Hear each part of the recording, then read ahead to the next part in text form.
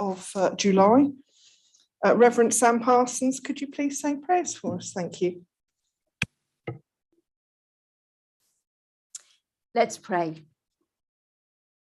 Lord Jesus, when you washed your disciples' feet, you set an example of service for all to follow. Give wisdom to all on the council seeking to serve the people and communities of South Kesteven. Guide their discussions and their decisions. Give them humility to listen to one another, to respect differences of opinion, to lay aside personal agendas, and to seek what will be in the best interests of all in this district. Give them unity of heart and mind, and help them discern the right way forward where difficult decisions need to be taken. Bless this meeting and all who are participating in it. May the positive outcomes be evidence of the leading and guiding of your Spirit. In Christ's name we pray. Amen. We say together the prayer that Jesus taught us. Our Father in heaven, hallowed be thy name. Thy kingdom come, thy will be done, on earth as it is in heaven. Give us this day our daily bread, and forgive us our trespasses, as we forgive those who trespass against us. And lead us not into temptation, but deliver us from evil. For thine is the kingdom, the power and the glory, forever and ever. Amen. Thank you very much indeed for those lovely prayers. And please be seated.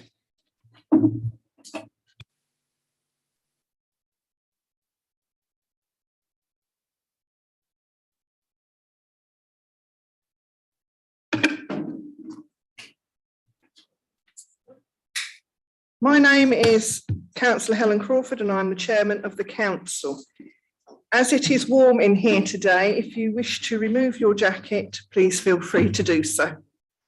We are not expecting the fire alarm to sound this afternoon. If the fire alarm does go off, please leave the building via the nearest exit. The assembly point is on the green in front of St Peter's Hill Surgery. I would also draw your attention to the fact that the meeting is being recorded.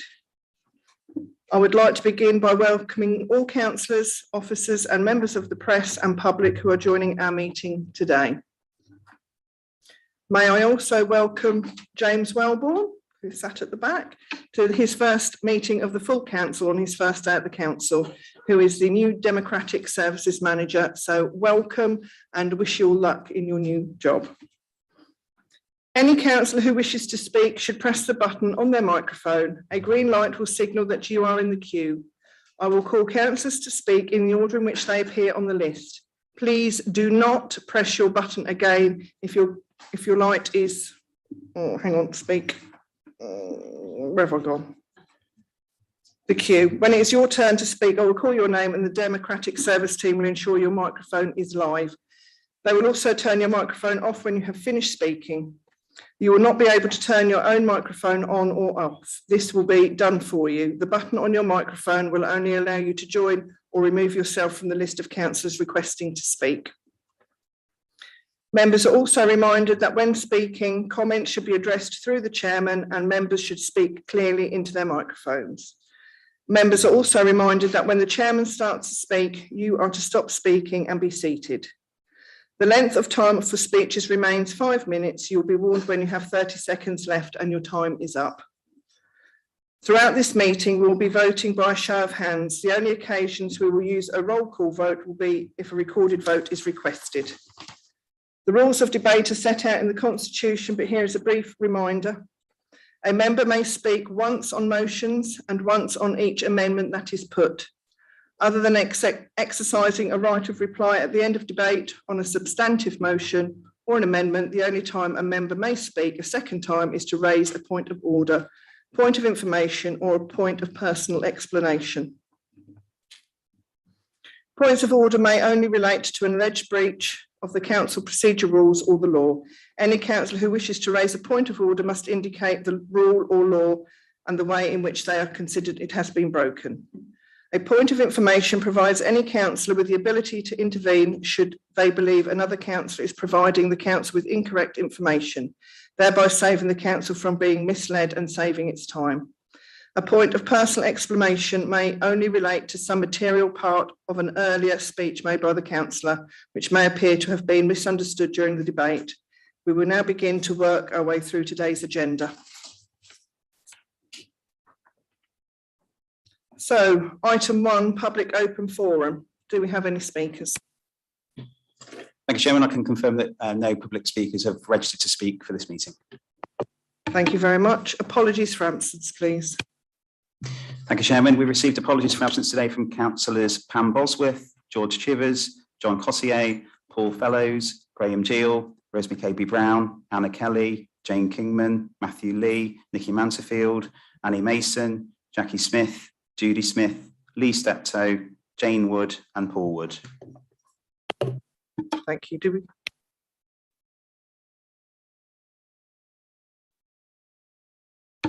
Sorry, Councillor Baxter.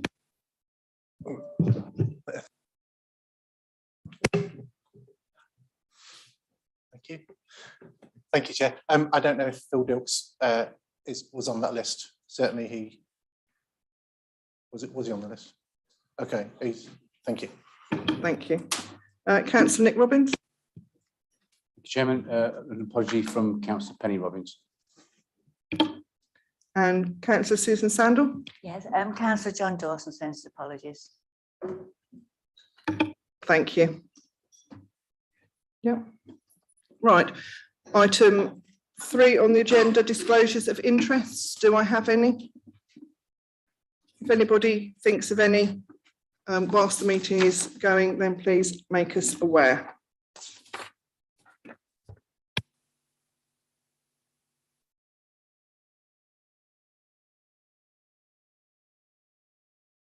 I better read this out properly, hadn't I? Members are reminded that a disclosable pecuniary interest is an interest any member holds where they or their spouse or civil partner is likely to receive a financial benefit or disadvantage because of the decision that is being made. For example, this could be because of their employment or dividend that they have in respect of an affected business. It also covers any land they hold. Members should also consider whether they have any other registrable interests or non-registrable interests that would need declaring at the meeting in accordance with the Council's Code of Conduct. Once you have declared an interest, you should leave the meeting, not speak or vote on the debate. If any members has any interest that they need to disclose, please indicate now. Thank you. If during the debate it becomes clear that you have a disclosable pecuniary interest or any other interest in an item, you can declare it at the relevant point of the meeting.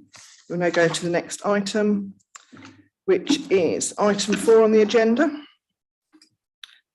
This is to confirm the minutes of the meeting held on the 26th of May 2022.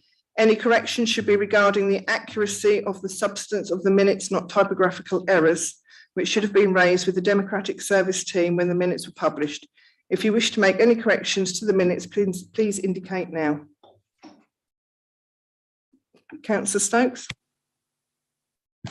Chairman, it's just been made aware to me that on page 10 for the Finance, Economic Development, Corporate Service and Scrutiny Committee, Councillor Dixon Warren was included when it was Councillor Stokes.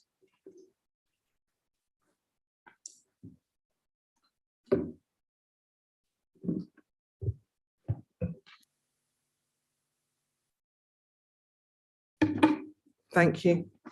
Anybody else?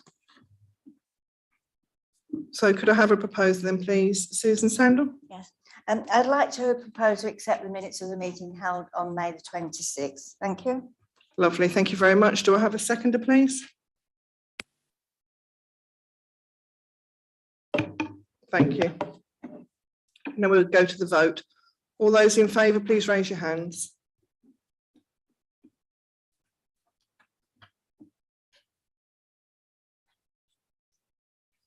Sorry, could you raise your hands nice and clear so I can see them, please?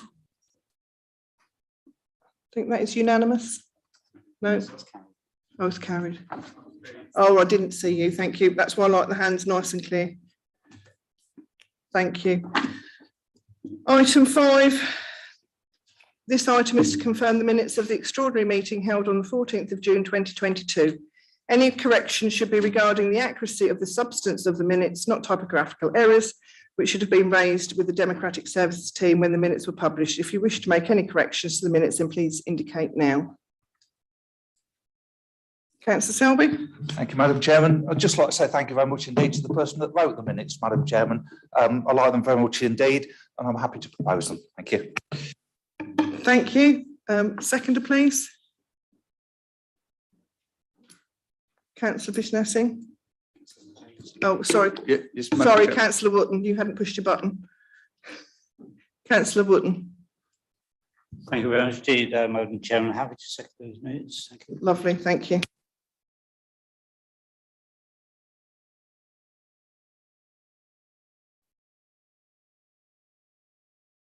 Sorry, now we go to the vote. All those in favour?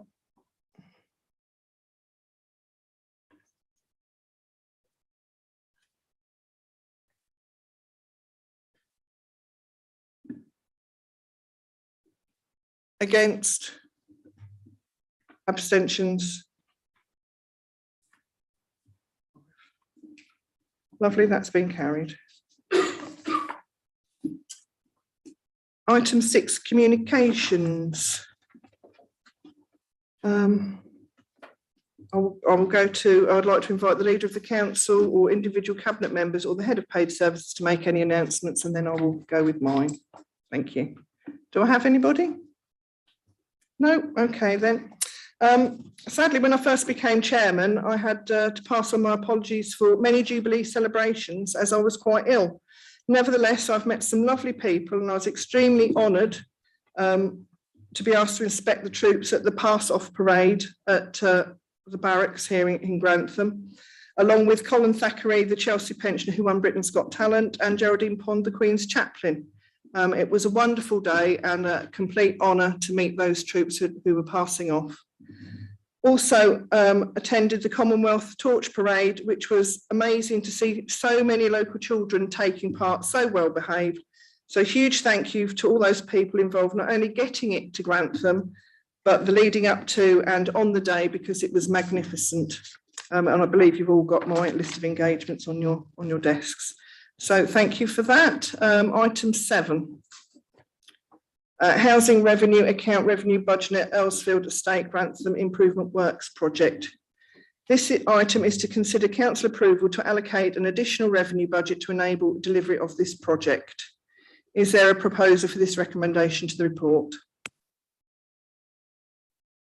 Sorry, Councillor Reid. Yes, Madam Chairman, I wish to propose, and I'd like to explain as to why we're bringing it here today. I hope the council will approve the requested budget allocation to be funded from the HRA reserves for this one-off revenue costs and for the contract awarded for the Earlsfield Capital Works project. This is a major project, as there's 152 properties on the estate requiring extensive works, and of those, 112 properties require full tenant stroke family decant to enable the works within the estate. There are 10 properties which are being held for the use of the decant properties. The winning bidder's response was comprehensive and provided substantial reassurance around their capability to deliver. So Cabinet was pleased to award the contract of these works at the meeting on the 31st of May 2022, who is the United Living Group. If Council approves the budget recommendation within the report, then the contract can be awarded and the tenants can be contacted to confirm the draft programme of works and relative decant moves. I hope our tenants in these properties will feel reassured by this clear commitment from the council to improve their homes. The council's corporate plan confirms our priority of ensuring housing that meets the needs of all of our residents. In our role as a stock holding local authority, we want to offer decent home quality accommodation that has modern facilities. This project is a large project for the council and will deliver numerous benefits to the residents and it is to some of our older stock too, providing refurbished safe homes. I see this project as a further evidence of the wider improvements we continue to see in our housing council services.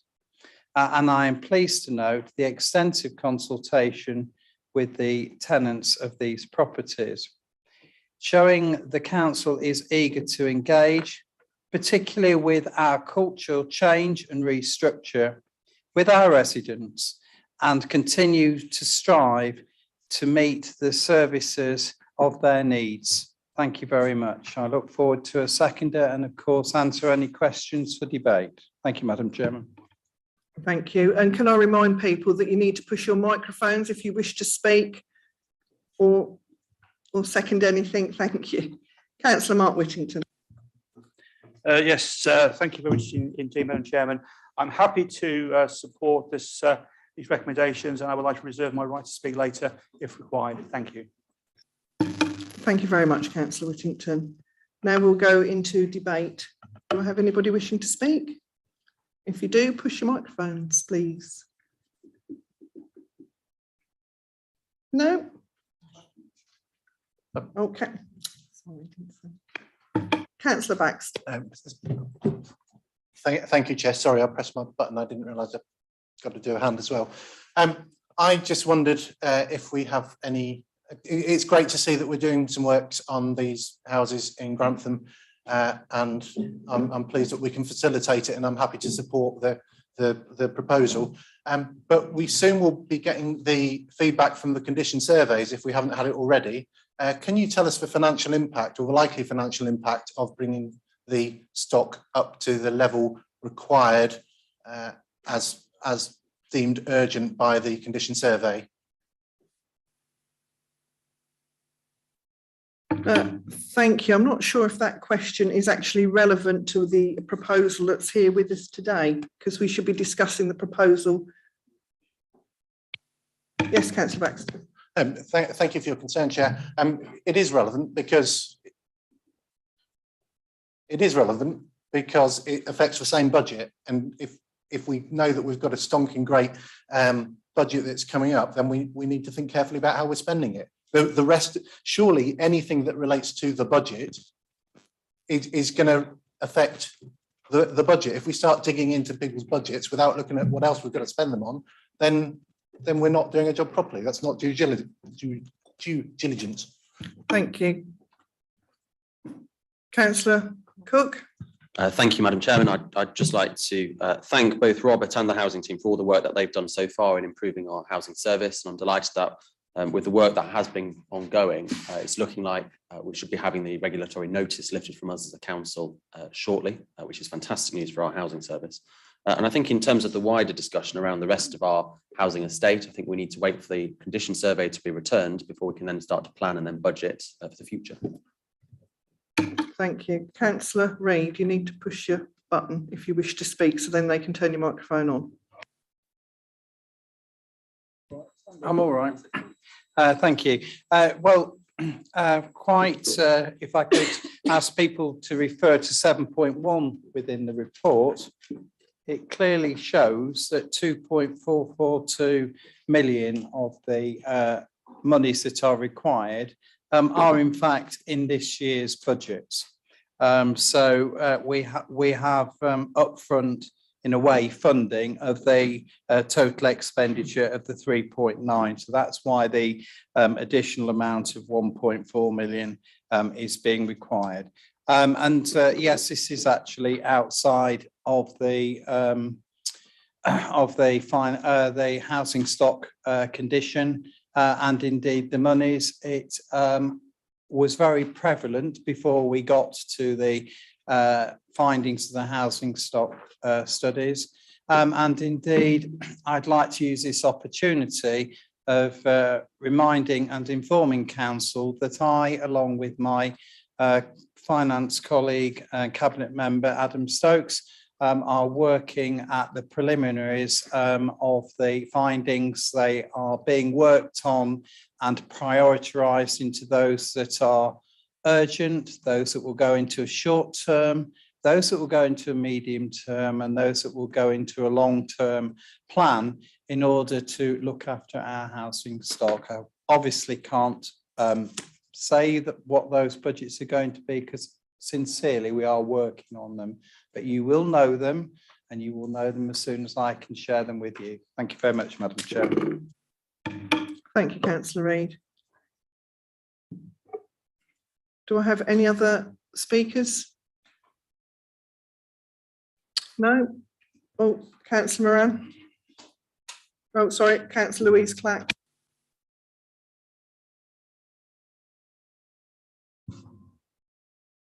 Yeah. It's coming up. You've got, which one wishes to speak? Because I had Louise Clack come on first and then it was councillor Moran. So we'll go with councillor Louise Clack first, Yeah, please. Here you go. Chair, sorry, I'll give the floor to councillor Moran. Thank you. Thank you, councillor Moran. Sorry. I might be misinterpreting what's said in this report, but I saw there was an allowance made for removing people from the houses, covering the cost of bringing them out. There was also a sum for white goods. I'm just wondering why we're providing them with white goods. If we're moving them out anyway, can't we move the fridge freezer with them? And what will happen to all these brand new white goods, presumably washing machines and fridges and or freezers, when they move back into their own house? It's just when you multiply it by 152, that's quite a chunk of money. So thank you. Thank you, councillor Reid. Seems I'm back on my feet again. So we are wanting to ensure that this transition, this upheaval, which each of the residents at Earlsfield will be enduring, is properly taken care of. Because it is going to need, some of the monies that are employed in doing this are for the decamp and they coming back into.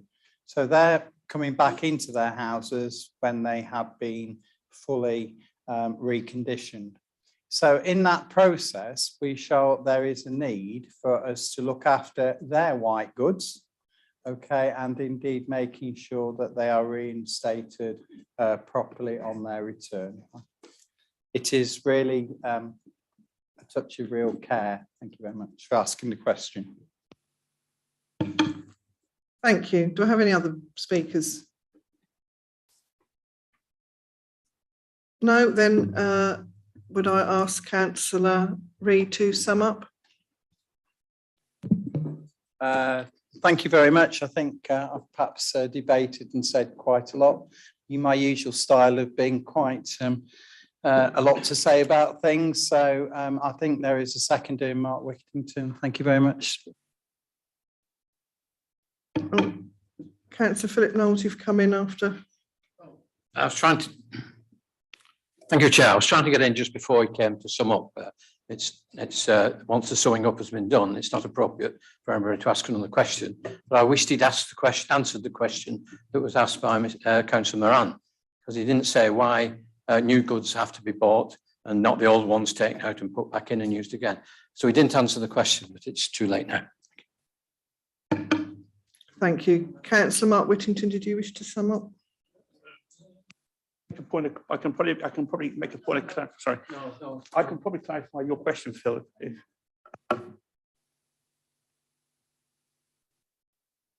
The motion doesn't have any right to sum up. The proposer of a motion has a right to sum up, but not the second. Sorry, that's my terminology, and I wanted, if councillor Whittington had reserved his speak. Coming on the point of information, just to clarify that. I think if we actually look at 1.10 on page 41, the provision of appropriate white goods is only in the temporary accommodation, just in the stock houses. So just in the 10 houses that are being used purely for decant, because the white goods of the people moving out will put in storage. So they'll use the temporary white goods in the temporary housing. There's only 10 sets of everything. If that helps to clarify and answer the question. Thank you. So we've had a summing up, we've had a proposal and a seconder. Now we will go to the vote, please. All those in favour, please raise your hand.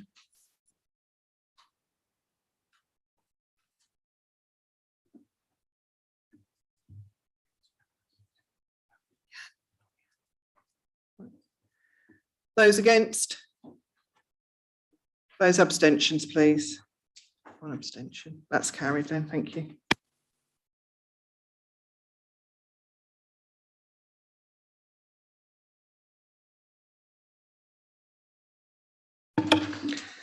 Now we go to item 8 onto the agenda, the UK Shared Prosperity Fund. This item is to consider the proposed interventions to form the basis of the South Kesteven District Council UK Shared Property Prosperity Fund Investment Plan. Can I have a proposer, please? Councillor Cook, please. Thank you, Madam Chairman. Well, obviously, the report before you details a significant opportunity to secure substantial investment for our district. And this is the government's domestic replacement for the European Structural and Investment Programme that many of us will see around our district in terms of the plaques on many of the buildings and other projects. So this was launched on the 13th of April in 2022, effectively providing £2.6 billion of funding for local investments by March of 2025. And the aim is to support the current government's levelling up commitment through 3 investment priorities around communities and place, supporting local business and people and skills. And we were very successful in being awarded 3.898 million for us as a district. And payment will be received in 3 instalments starting from October, covering the period up to March of 2025. And this means we can really accelerate the plans and build on the existing priorities contained within our corporate plans vision to be the best district in which to live, work and visit. And for me, this is really about reaching all 4 corners of our district, as well as the substantial numbers in the rural communities as well across our district. So we now need to submit a local investment plan to the government by the 1st of August, and that's obviously 5 days away. And I would like to say that this has been a very immovable and compressed timeline as per the guidance, and the required level of consultation has taken place. And all I would say is, speaking to other local government colleagues around the country, it is incredibly difficult in order to do as much consultation as you can on this. And I know in certain areas they've done much less consultation than what we've done. So I am very proud of what we have done in terms of the people that we have approached. We will also be seeking our local MP's endorsement of the process undertaken and the illustrative list of interventions and that eventual investment plan that will come. And at this stage, the departments are looking for the high-level proposals and outcomes based on local context. The investment plan is therefore not an exhaustive list and document containing detailed projects or intervention plannings, but really just those headline areas of what we could seek to do. So then when the government has agreed on this, we can then do the really detailed thought process in terms of the projects we want to proceed with across the whole of the district and in those rural areas, engaging not just with us as ward members, but also businesses, the communities, the charitable sector, and also the town and parish councils as well moving forwards. So whilst this process does appear less onerous than the previous EU funding, the complexity has arisen with the range and quantity of interventions which have come about as that direct result of the consultation process, which was led by our Director of Growth and Culture and the Head of Economic Development. And I would like to put on record my thanks to them for the work that they've done. So hopefully the extensive consultation has meant we have those 5 clear investment activity themes: communities, health and wellbeing, environment and infrastructure, culture, arts and heritage, enterprise, innovation and growth, employability and skills. And at Cabinet's meeting on the 12th of July, the decision was taken to recommend to delegate authority to the Chief Exec and the Section 151 officer in consultation with myself as leader and deputy leader to then start to allocate the funding across the approved interventions with the investment plan. At this stage, though, we need to evidence to government that the challenges and local needs provide that headline insight into the investment themes. We need to make sure that we get the best value for money out of this as much as possible to make sure we are getting that value for money as well as leveraging in external funding in terms of match funding as well to really make this money go even further. So I am very pleased with the amount of work that we've undertaken on this. This is the start for this. This won't solve all the issues in the district, but to get £3.8 million is nothing to be shy from, and hopefully it will help us to achieve the ambitions that we've got in our corporate plan. And I hope members will support this moving forwards. and then we'll be even further engaged as we go into the detailed plans for projects around the district. Thank you, councillor Cook. Councillor Stokes? Thank you, Chairman. In seconding this report, I would also like to add a further recommendation, which would be recommendation number 2, which is the council is asked to approve delegation to the council's section 151 officer in conjunction with the deputy leader, cabinet member for finance and leisure, to amend the budget framework for the general fund in order to incorporate the UK Shared Prosperity Fund allocations. Thank you. Thank you very much. Councillor Ian Selby? Thank you very much indeed, Madam Chairman. Madam Chairman, I'd just like it noting that if we are serious about levelling up, then we need to start with the 2 areas most in need in South Kesteven, that being the Harrowby ward and the Earlsfield ward. And therefore, I'd like it placing on record in the minutes, please, Madam Chairman, my comments. And in my view, a good place to begin would be to assist the children in the Harrowby ward with some much needed play area and recreation area, an issue that I've raised on many occasions with our senior staff. This, in my view, fits in nicely with the UK Shared Prosperity Fund, and in particular, reference to the community in place. The amount, in my view, Madam Chairman, that's in this fund, 3.8 million, is not going to go as far as what people would like. However, a priority for me, Madam Chairman, would be for the Harrowby ward, in particular the children. Thank you very much, Madam Chairman. Thank you, councillor Selby. Sorry, councillor Cook, as you're the proposer, we've had an amendment. Are you happy with that amendment? Yes, Madam Chairman. Lovely, thank you. Councillor Baxter? Thank you, Chairman. I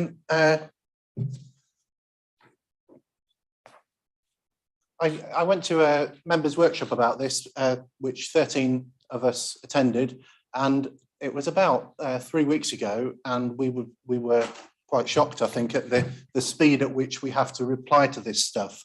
But I'm kind of in a way pleased that it doesn't appear to have moved on at all since that workshop, and the detail of what we're going to spend the money on appears still to be up for grabs. We've got a great big net of things we can spend money on, and assuming the government say yes, you can spend money within that curtilage, then that's fine. And so we look forward to the detail of what's coming down the line. This levelling up money, or this UK Shared Prosperity Fund money, as I understand it, is the government's replacement for the EU funding that we used to get.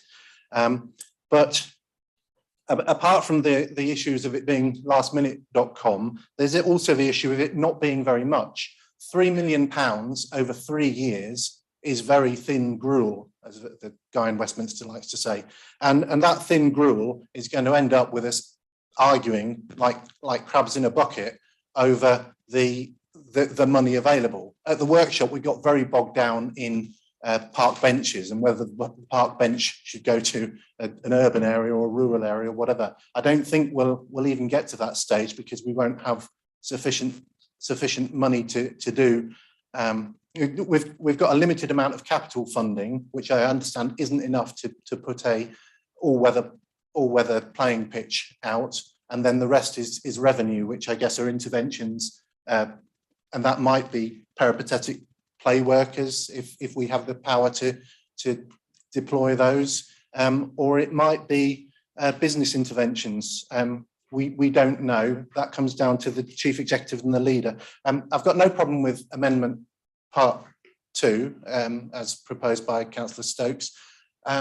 Do we need amendment part 3 to say that this is going to be delegated to the chief executive and the leader, or do we take that for granted? It's a question, not an accusation. And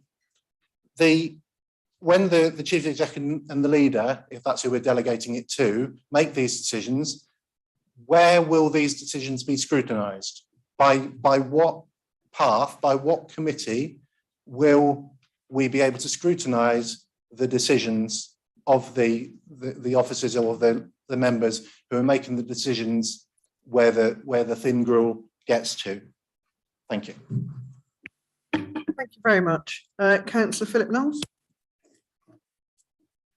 Yes, thank you, Chair. Just a couple of things. I'm sorry that the consultation period so far has been so short, but I understand the reasons why. And I look forward very much to the more discussive, detailed discussions that might take place about the actual things we might be able to do. And I hope that those consultations are thorough and not just there for the sake of being there, and are there so that we can make the best decisions we can right across the thing. I just note on page 47 at 114 on the example interventions, the top one of those, that projects to fight antisocial behaviour appears twice. I hope that was on purpose so that we emphasise the needs right across the district, and particularly in the south, that we do need substantial projects to fight antisocial behaviour, which is getting worse and worse and out of hand because of our lack of police in those areas. Thank you, Chair. Thank you very much. Do I have any other speakers? Councillor Sue Woolley. Thank you, Chairman. I just, it's an age thing. I'm a little bit confused in that, first of all, I wanted to just double check whilst we reference Appendix A on the recommendations, is there no recommendation around Appendix B, because it doesn't feel very tidy. I know there's reference to Appendix B on 2 or 3 pages in, but it doesn't offer a suggestion on Appendix B. And I just want to be really, really clear that we are delegating this authority now. And that is an open question because I just don't quite hear or see it. Thank you. So if somebody could offer a bit of clarity. Thank you. Councillor Reid. Thank you very much. I'd just like to follow on from Councillor Knowles with the Prosperity Fund and indeed the criteria on antisocial behaviour. I'm hoping and praying that CCTV and the deterrence that it brings for areas such as the Riverside and indeed in our own town, Madam Chairman, for the wellhead where we've experienced vandalism too, that we will be able to use some of the monies to this end. Thank you. Thank you. Do I have any other speakers? No, then we'll go to Councillor Cook to sum up then, please. Thank you, Madam Chairman. So just coming back on some of the points that have been made. In terms of the delegation, this is for the budget framework to incorporate it into our actual council's budget. In terms of how it will work is it will be dealt with by the themes. We'll go to the various OSC committees for them to look at the projects, to debate them before that final decision has been taken. In terms of Appendix A, obviously that is our submission to the government. Appendix B is a proposal from an external organisation wanting funding out of us, which will then come later on as part of section 2.18 in the report, which is around the Clear 5 investment activity theme. So Appendix B will come back before probably FEDCO actually in terms of the business support and whether or not we wish to support that as a proposal going forwards. And then the other points that was raised, obviously Councillor Selby raised around the Harrowby ward and the Earlsfield ward. I think what I would say is, and I appreciate there are extreme concerns there as well, is we've got to make sure that this fund benefits the whole of the district, so every resident can benefit from it.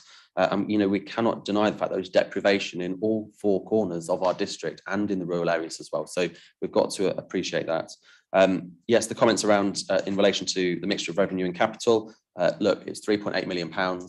As I said earlier, it's not going to solve everything, but my goodness, it will go a long way to start to help with our corporate plan priorities. And then in terms of the actual detail of these specific projects, as I said, you know, it will be going through the OSC committees. There is further detail and, you know, we've all got ideas for projects that we would like to see perhaps in our own ward or in the local towns nearest to us that our residents do use. So I know for Councillor Knowles, obviously there's an issue at the minute with antisocial behaviour on the wellhead. And I know I've had a conversation with the police in the last few weeks about issues in Stamford as well, because we've also got issues on the meadows And I know that the Chief Constable is coming down to Stamford to do a bit of a walk around with his team to look at the policing in action. So I do appreciate antisocial behaviour is also a concern at the present time. But otherwise, Madam Chairman, thank you for the questions and debate points, and I'll look forward to when we come back later in the year with more final details and actually the confirmation of the projects that we want to support moving forwards. Thank you. I mean, sorry, Louise, Councillor Clack, you are too late to speak because we've already gone to the summing up. Thank you. And I did give plenty of time and warning to everybody. Thank you. We will now go to the vote then, please. Show of hands for, please.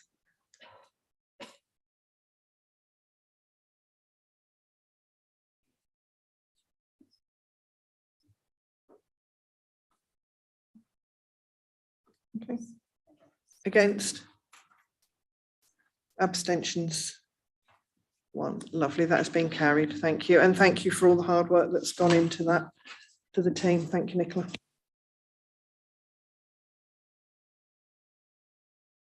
Right, agenda item 9, Stamford Neighbourhood Plan. This item is to consider the adoption of the Stamford Neighbourhood Plan. The report is set out in the agenda supplement. And can I have Councillor Nick Robbins, please? Thank you. Thank you, Madam Chairman. I'm delighted to present this report to you all today. Neighbourhood plans were introduced through the Localism Act as a way of for local communities to help guide and shape future development in their locality. The Stamford Neighbourhood Plan has been produced by Stamford Town Council on behalf of its community. The plan area covers the entirety of Stamford Parish and its wards. The area was formally designated on the 16th of March 2016. The Neighbourhood Plan contains a variety of policies which look to add additional local context to development proposals within the Stamford area, and contains a set of objectives relating to a variety of social, economic and environmental aspirations that the plan hopes to achieve. The plan also includes a policy which adds further detail to the allocated Stamford North site within the adopted SKDC local plan. The Neighbourhood Plan has undergone various public consultations, including a statutory 6-week consultation period, and has been formally examined by a qualified independent inspector. The inspector found that the Stamford Neighbourhood Plan met all legislative and procedural requirements and subsequently could proceed to referendum subject to modifications. The Stamford Neighbourhood Plan has been the product of a lot of hard work led by the Town Council and supported by the planning officer since that inception in 2016. And I would like to say thank you to Shazza Bannon and Jake Horton at the Plan Policy team that brought this forward on our behalf. The Neighbourhood Plan contains a variety of policies covering a range of, say, social, environmental and economic aspirations. Those who voted on a referendum, 76.5% voted to support the plan being used in the planning decisions or to shape the planning decisions around the Stamford area. If the council today resolves to make or adopt the plan today, it will form part of the council development plan alongside the local plan. So I am pleased to ask that we support the recommendations 1 to 3 on page 3 and 4 of agenda supplement and the agenda item 9. And as said, recognise the dedication and hard work that our officers and the Stamford Neighbourhood Plan team have put into preparing this important document on behalf of the residents of Stamford. Lovely. Councillor Gloria Johnson. I'd like to second that. Thank you. Thank you. Now will we call members to go to debate, please? We have Councillor Kellam Cook. Thank you, Madam Chairman. I'd just like to put on record my thanks to Councillor David Taylor from Stamford Town Council and the Stamford Town Council members that were also involved in the creation of this plan. I know it's been a lot of work over a couple of years now, and I was delighted that it did get voted on, and I personally voted for it. And I'm pleased that it will now be adopted and will protect Stamford into the future. Thank you. Thank you. Councillor Amanda Wheeler. Thank you, Madam Chairman. Yeah, I too would like to thank everyone who worked on the neighbourhood plan. It was a long time in the making.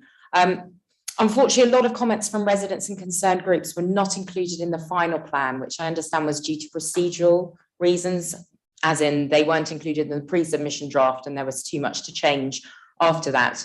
But I understand, and I just want to confirm that once this plan is adopted, then the process of rewriting it and improving it begins, because I do still feel that it does fall short in terms of protecting some of the green spaces in Stamford and some of the climate concerns that residents in Stamford have.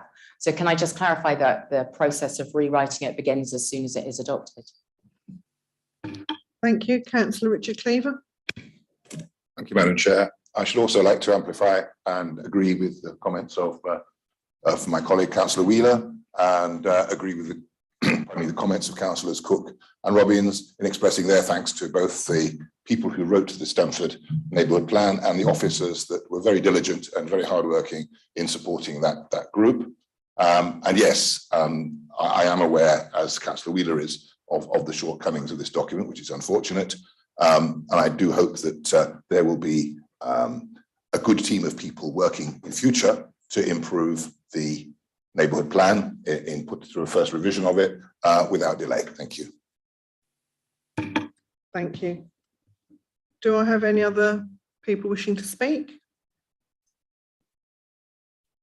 No, then I will ask Councillor Nick Robbins to sum up then.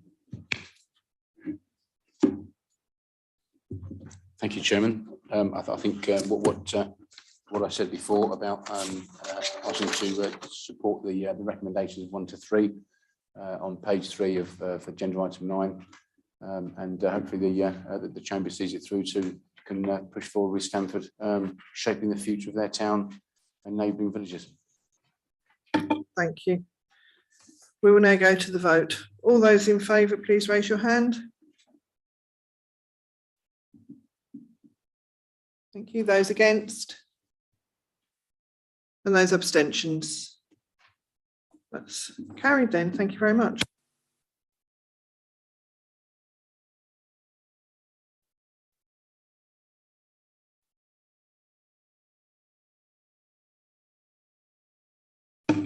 We will now go to item 10 on the agenda, amendments to the Constitution. This item is to consider the proposed amendments to the Council's Constitution. Report is set out in the agenda supplement. And we have proposer Councillor Mark Whittington, please. Thank you very much indeed, Madam Chairman. Obviously, I think members are aware of the background to this. This was around some recommendations,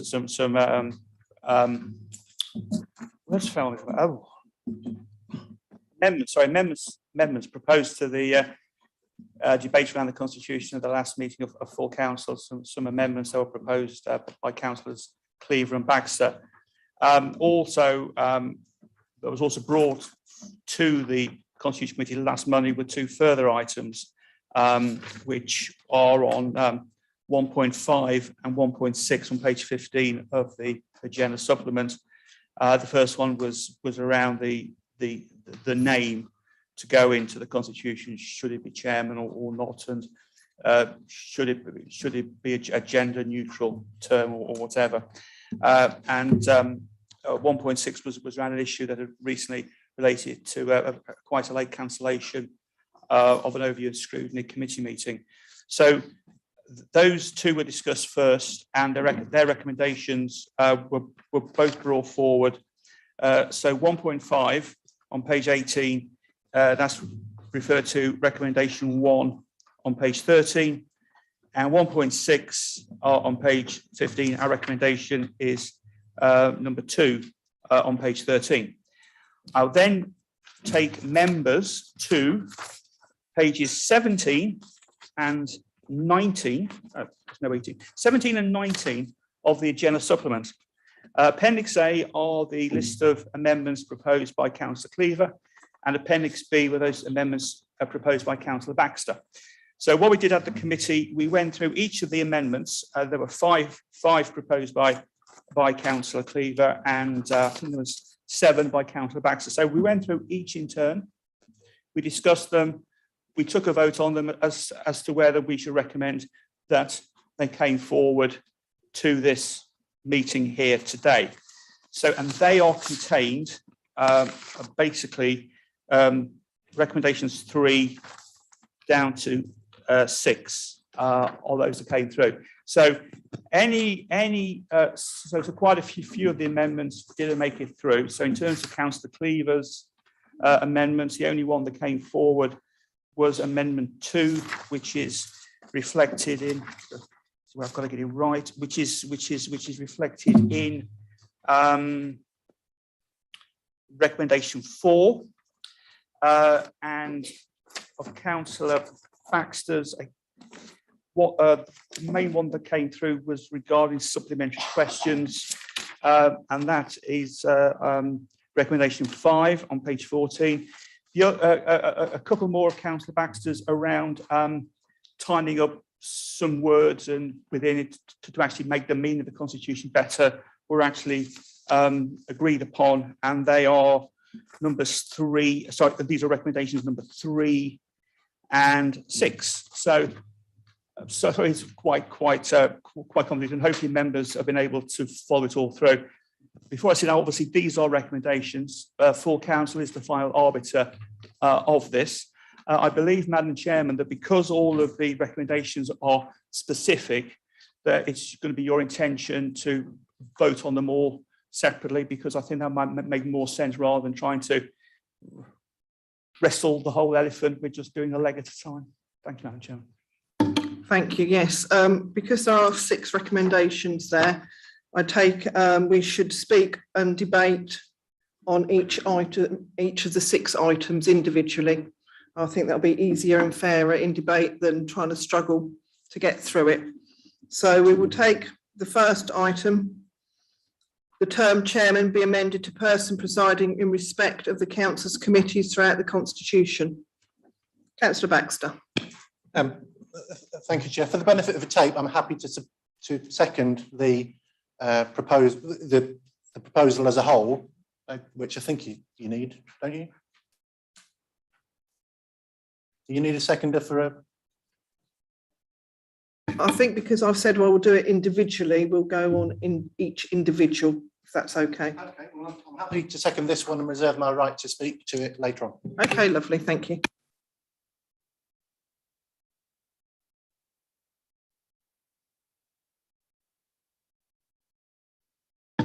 So we will look to get a proposer and a seconder for each of the 6 items. So do I have a proposer for item 1?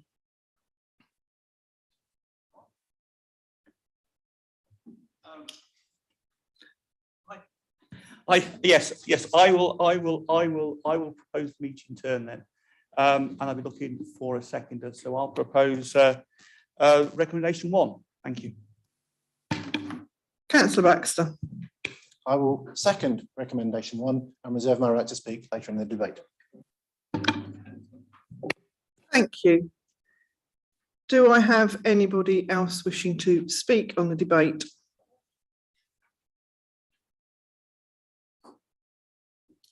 Well, I will. I'll start it off. I'm sorry.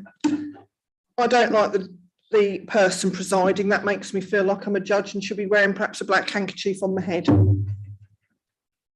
I think to have it written down, and I think it's commonly and universally used that it is a person who is chairing the meeting is a chairman, and it's used across the board. And then when you get into a meeting, it is up to you how you wish to be addressed. That is my personal view. But I'll go forward with anybody else who wishes to speak. Councillor Trotter. I support you, Madam Chairman. I think it certainly should be personal preference. You know, we're all different, aren't we? And I think it's personal preference. And as chairman of 2 committees, I'm with you. Thank you. So I won't be supporting it. Thank you, Councillor Ben Green. Spent half as long worrying about the future as we do about policing language. We'd be a lot further ahead. We must stop this woke nonsense. Thank you, Councillor Stokes.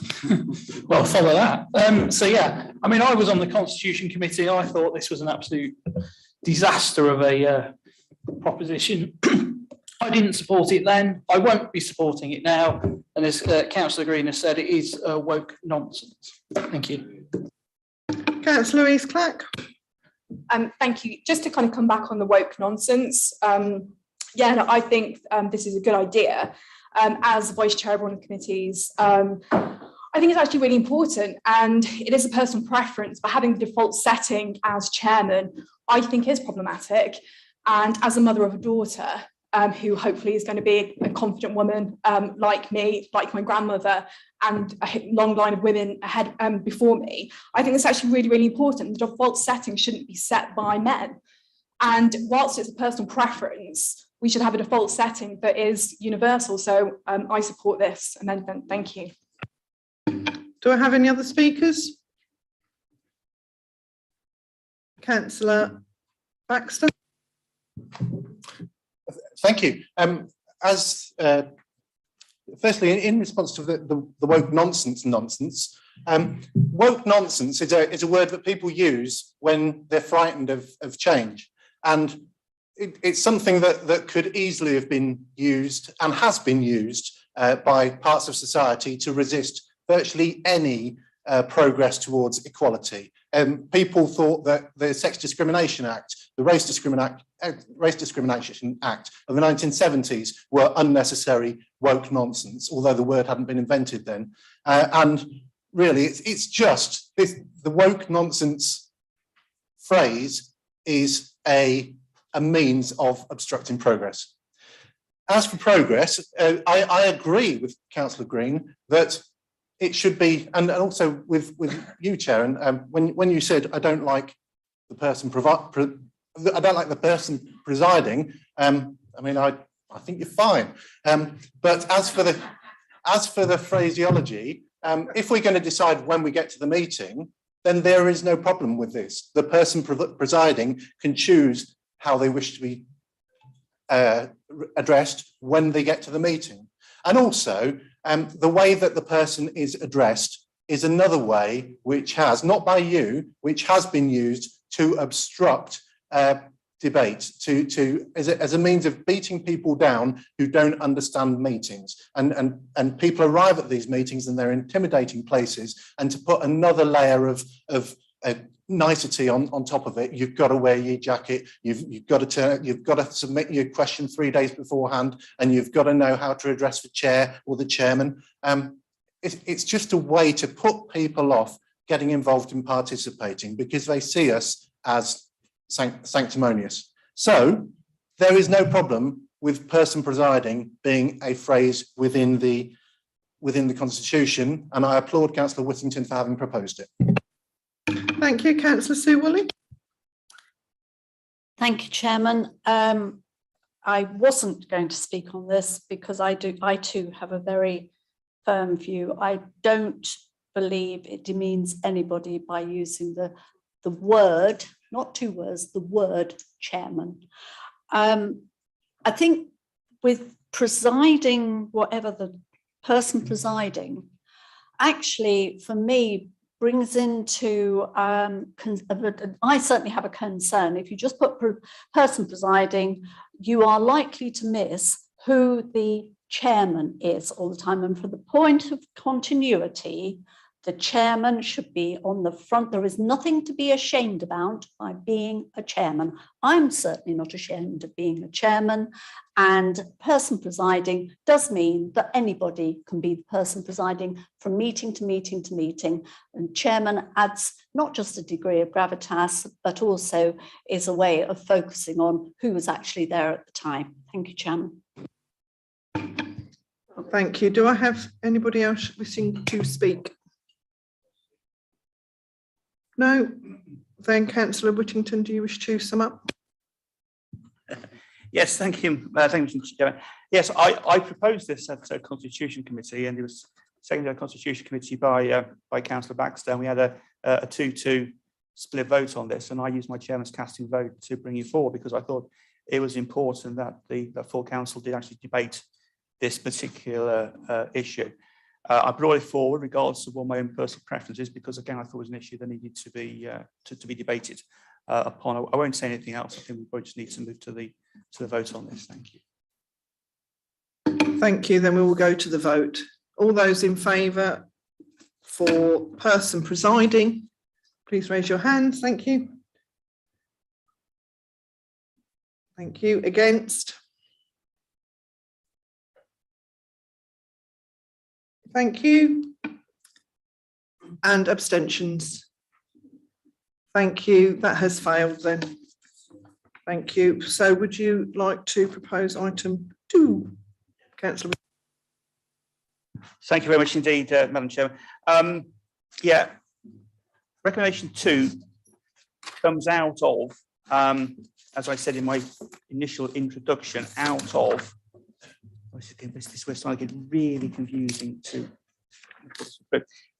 which comes out of paragraph 1.6 on page 15, which was regarding a some clarification around late cancellations of meetings by the chairman of a committee, because there had been a fairly late cancellation by the chairman by Fedco, and we discussed at the Constitution Committee, whether that late cancellation was constitutional or not. We decided that possibly the language did need a little bit of tidying up, really around the name of that particular section. So our recommendation is that paragraph 7 of the council procedure rules be renamed notice and summons to meetings and cancellation, postponement or reschedule of meetings. I think it just tightens up the language a little bit around the introduction. So I'm proposing this. Thank you. Thank you. Do I have a Councillor Hilary Westrop, please? Oh, sorry. That's not meant to be on, sorry. Then Councillor Ashley Baxter. No, thank you, Chair. I'm happy to second this part of the proposal, and also the third one, which is very similar. I mean, if ever there was the case for 2 being taken together, but let's not get into that. This thing arose because there was there was an issue in the way that a meeting was rescheduled. The Constitution doesn't allow for meetings to be postponed, or it does allow for them to be postponed. It doesn't allow for them to be put on a date earlier than the original date, because what could happen is you could put your date in and think, right, that's the date I want to go to that meeting, organise your work diary around it, and then arrive at the meeting only to find out it had taken place the day before. If it takes place the day after, you can take another day off work and come the following day. But if it's arranged for a day before the original date, that is problematic. However, I can see that occasionally it might happen, so I'm happy to propose it. But I'm probably about as committed to it as Councillor Whittington was to the first one. Thank you. Do I have anybody wishing to speak in the debate? Councillor Whittington, do you want to take 2 and 3 together? Are you happy to propose that? It's the same point. Yeah, and Councillor Baxter was happy with that. So we'll take the vote on 2 and 3 then, if nobody wishes to speak and debate. So we'll go to items 2 and 3 to accept those proposals. Those in favour, please raise your hands. Yeah, just to double check. Against? Abstentions? Those 2 motions have then been carried. Thank you. Item 4. Councillor Whittington. Item 4. Yes, item 4 comes out of one of the recommendations amendments proposed by Councillor Cleaver at the last meeting of full council. It was Councillor Cleaver's amendment 2, which falls on page 17 of the agenda pack. And it was really to sort of define where it defines the relevant electoral ward.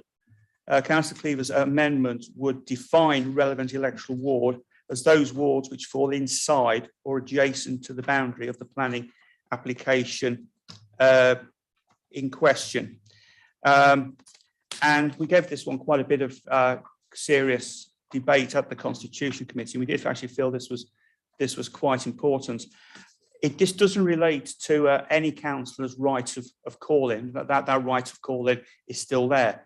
It would just refer to an item that's actually on the planning committee agenda. So, for instance, I use an example of a local plan application to me.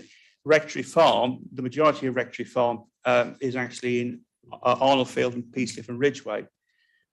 Some of people in Ridgeway.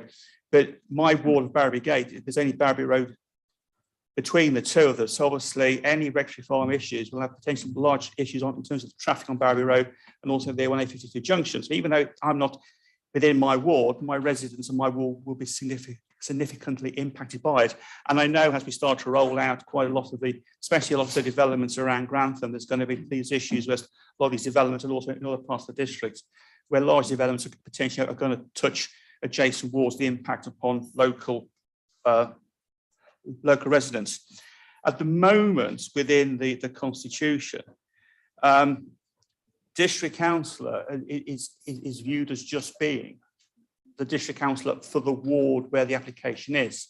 Now, I know at the moment there is sort of chairman's discretion to allow any other councillor to speak. In many respects, this was just a kind of hard code that in to actually, in effect, allow the adjacent ward councillors, they wouldn't have to go under chairman's discretion. They would have a right to actually speak at the meeting. Obviously, they would have to give the same notification as any other, as a district councillor who wanted to speak. But so that's what the proposal is, and that's what the recommendation is. Thank you, Madam Chairman. Thank you. Councillor Ashley Baxter. Thank you, Chair. Before I second the motion, I'd just like some clarity over the wording, because of the lateness of the Constitution Committee and the subsequent lateness of the inevitable lateness of the agenda pack. I'm not sure this wording properly reflects what was said in the Constitution Committee. So I wanted to ask, under this wording, would a member be able to call in a it is calling, isn't it? Would a member, would a relevant ward councillor include somebody in the neighbouring ward, even if the planning application wasn't contiguous with that ward?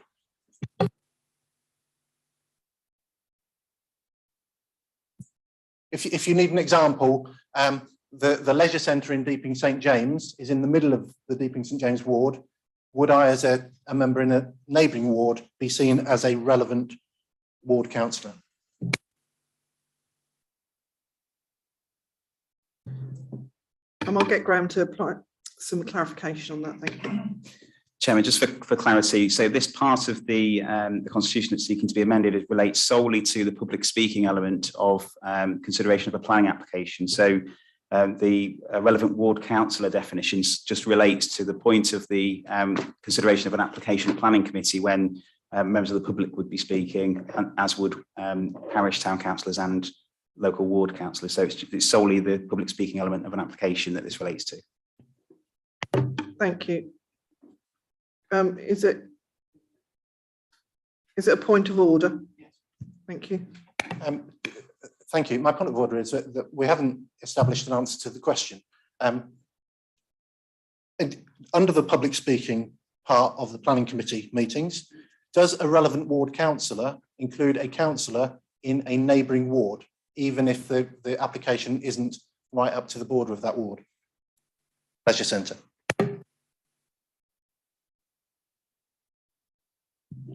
Yes, that's correct. Yes. Thank you. Councillor Cook. Thank you, Madam Chairman. I actually support Councillor Whittington in his proposal to defer this item back to the Constitution Committee. I know when I spoke to the chairman of the Planning Committee earlier, I know sadly he couldn't make this meeting, and I think it's only right that we can then look at what is in the code of practice against the Constitution, and that hopefully the chair and vice chairman of Planning Committee will be at the Constitution meeting to look at this in detail before it comes back before us again. So we're not then spending all afternoon debating on individual words. Thank you. Councillor Bishnesi. Thank you, Madam Chairman. I would like some clarifications on it because Graham just mentioned it's only members of the public who engage in speaking or councillor in addition what speaking on an item of planning can interfere. Does that also not interfere, but can talk on it? That also include, because I was under impressions that ward councillor and adjacent ward councillor will be able to call in any applications that is depending in the adjacent ward. Thank you. I don't believe that this is regarding any call-in procedure. It's just those who are speaking in the planning committee. Okay, thank you. Councillor Selby. Yeah, thank you, Madam Chair. I'd just like some clarification as well. With regarding members here being allowed to speak on items on the planning committee, even if they're not adjacent ward. I'm thinking in particular, Madam Chairman, with regard to environmental issues. Environmental issues, they are material planning considerations, and the environment knows no boundaries, Madam Chairman, and there could be planning applications that may be several miles away from a particular ward, but could have an impact. So just like clarification on that, that members will be allowed to speak on certain items, even if it's not directly in their ward or adjacent to it. Thank you, Madam Chair. Thank you. Just a point of that I've got wrong. Still a trainee at this job. We had a proposal from Councillor Cook to defer this item. So I need to have a seconder, please. Right, Councillor Stokes, thank you. So we're now discussing deferring. Is everybody right? I shall go to Councillor David Bellamy then. Thank you, Lady Chairman.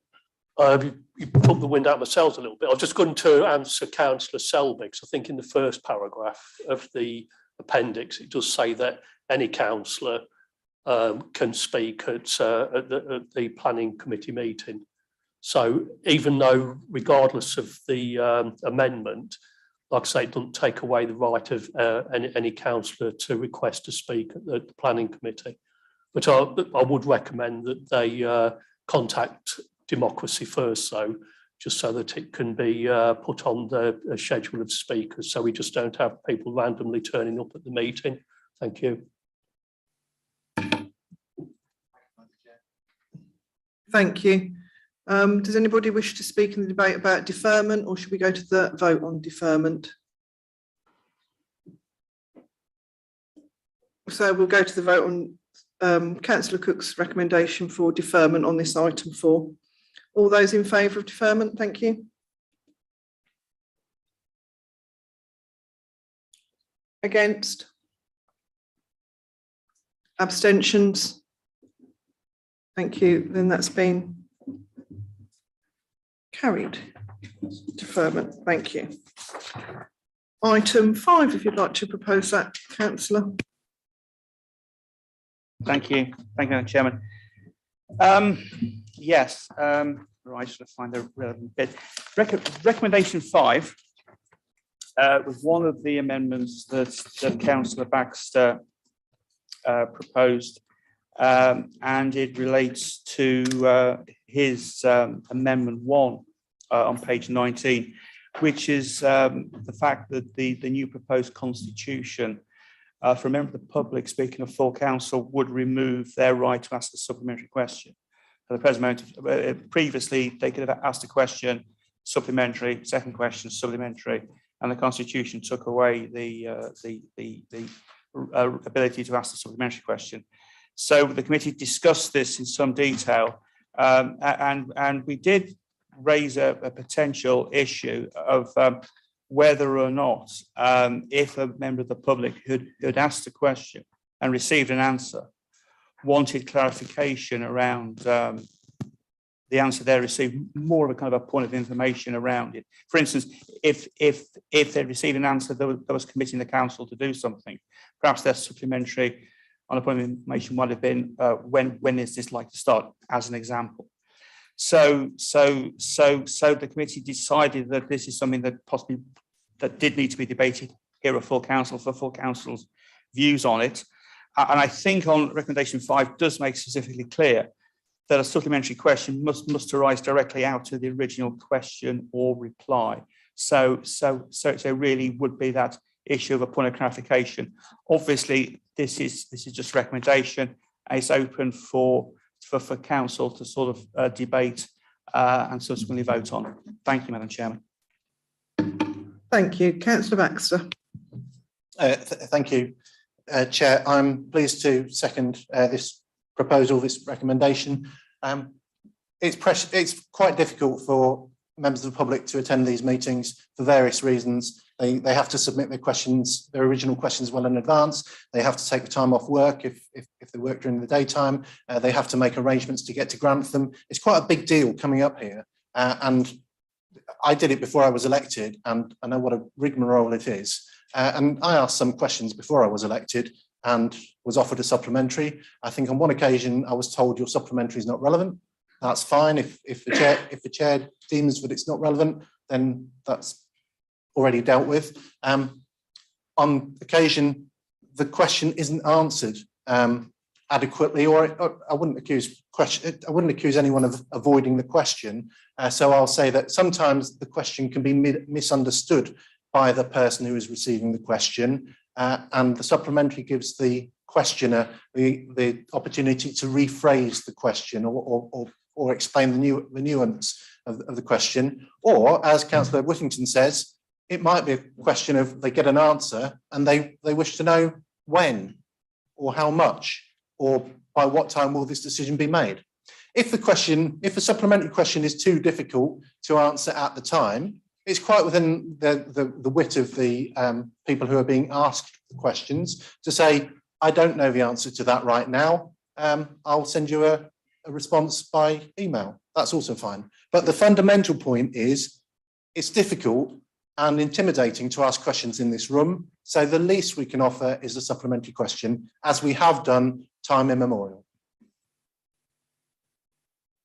Thank you. Councillor Knowles. Yes, thank you, Chair.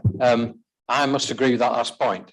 If somebody's taking the trouble to come here and they ask a question, as one of the councillors in this room asked a question today and didn't get an answer to the question, presumably because the person answering the question didn't quite understand the meaning of the question. And the debate finished and that question was never answered. If I was a member of the public who came to a meeting and asked a question, I've taken trouble, it's obviously, I believe, something strongly about that issue. And I asked the question and it is not interpreted as I meant it to be, and I get an answer which doesn't address the point that I'm making, and then I'm not allowed to do a supplementary. That seems to me a gross insult to the member of the public who take not of time and trouble to come to it. So I would ask everybody to vote this, make sure that this comes through and that people can ask a supplementary. As it's been said, it's up to the chair. If that is a nuisance or if it is not appropriate, they can rule it out of order. But if it is just for clarification or to get, like say, when or how or whatever else like that, then it's perfectly reasonable to ask a second question. And I ask you to support this amendment. Thank you. Thank you. Councillor Selby. Thank you, Madam Chairman. I was trying to find an appropriate place to ask this question, Madam Chairman. And I won't be requesting a supplementary to this question either. Will we be receiving the Constitution in a booklet format, please? Thank you.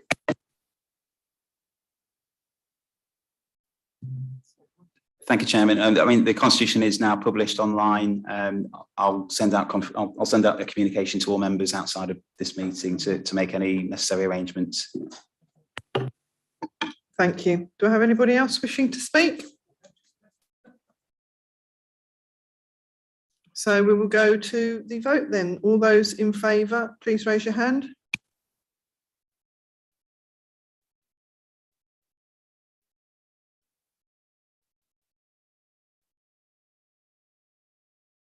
Sorry, against? Abstentions, please.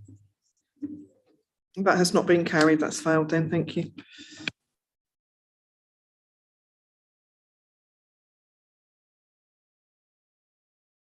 Thank you. Councillor Whittington, if you'd like to do the last one, number 6, please. Thanks, Madam Chairman. Recommendation 6 again is just another sort of clarification issue relating to it's the addition of a few words to the beginning of paragraph 4.5 of the Overview of Screening Procedure Rules. When we discussed this in committee, there was a little bit of ambiguity around this. We did speak with our Deputy Monitoring Officer who was there, and he thought that this, in his words, was a helpful addition that would provide greater clarity and address and sort out a contradiction in the rules. So I'm happy to propose this. Thank you. Thank you. Do I have a seconder? Councillor Cook. Happy to second, Madam Chairman. Thank you. Do I have anybody wishing to speak? No, then we'll go to the vote then, please. All those in favour, please raise your hands. Against? Abstentions? That has been carried then, thank you.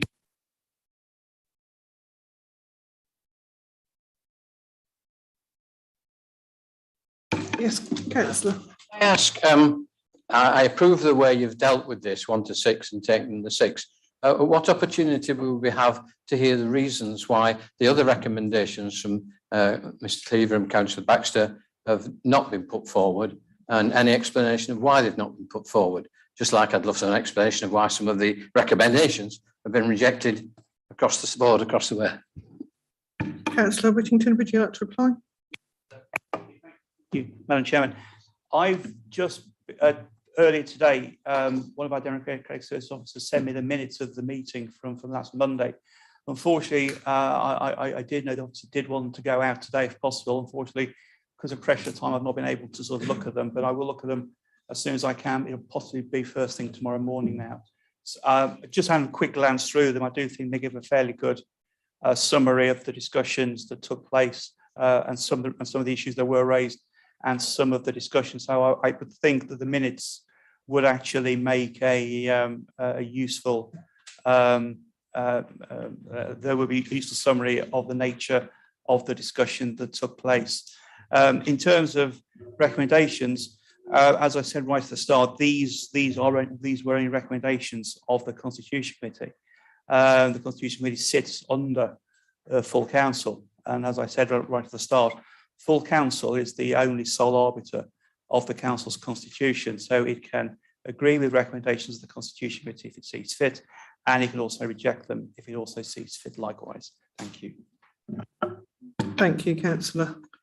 We will now go to item 11, political balance and allocation of committee seats. This item is to consider the revised political balance and allocation of committee seats. This report is set out in the agenda supplement.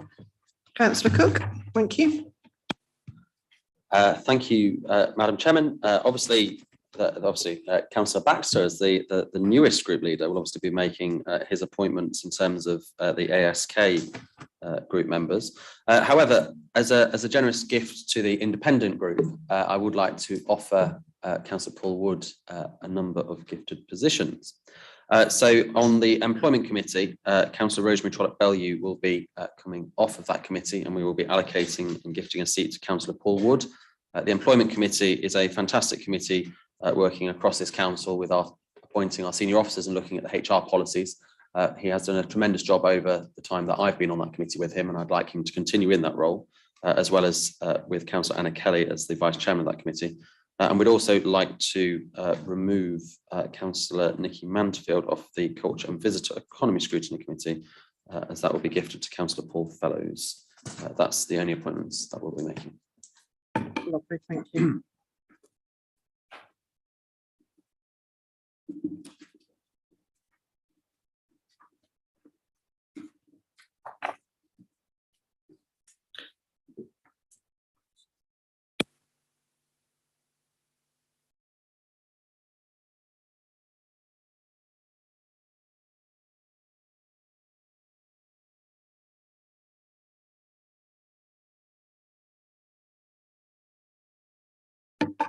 Councillor Baxter, would you like to say anything about your new political party? Thank you. Thank you for the invitation, Chair. It's not a political party. It's a group of independent-minded people working together. We don't have a whip. I don't think I've been asked to present my committee places, but I'm happy to say them here now. They'll be subject to change. When I was asked, I'd be grateful. So I believe it was in the recommendations of the report.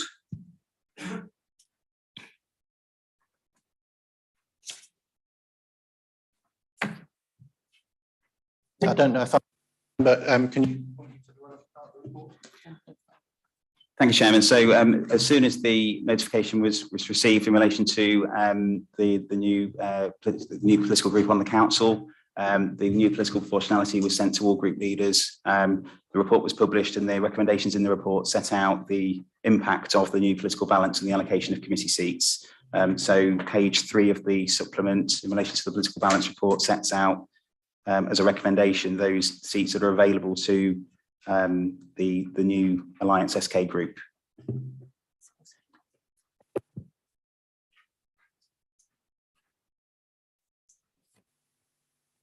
Sorry, Chairman, and also 1.5, paragraph 1.5 of the report sets out the invitation to the Alliance SK group to nominate members to their allocated seats as per, and also 1.6 and 1.7 for the other political groups on the authority. Thank you, Graham.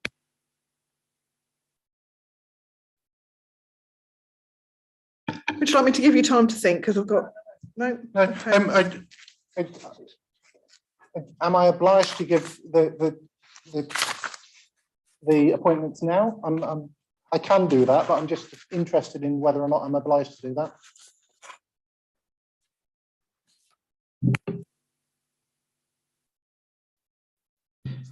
Thank you, Chairman. So just for clarity, it would be normal practice to appoint the members on the committee at full council.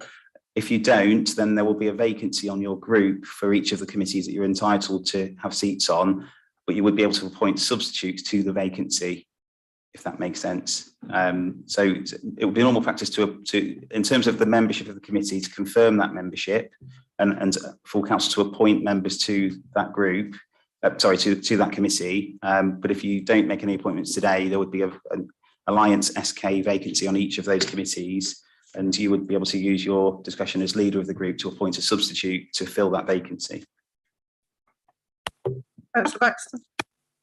Thank you for the clarification. I will bring back my nominations to the next meeting. We'll go with the vacancy, given that given that we are a very recent political group within SKDC. Yes, but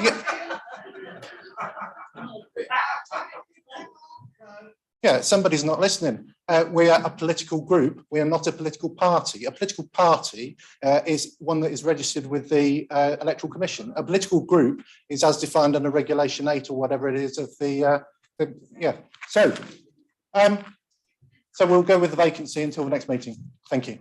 Lovely. Thank you very much. Yes, Councillor Cook. So obviously I will need a seconder for the alterations. Thank you, Adam. Right, Councillor Adam Stokes has indicated he's quite happy to second.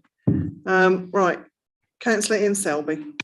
Thank you, Madam Chair. It's just to ask if there's no change with regarding the seat that's gifted to myself with the Guardian Planning Committee. Is that remains as it is? I'm assuming. Okay, thank you.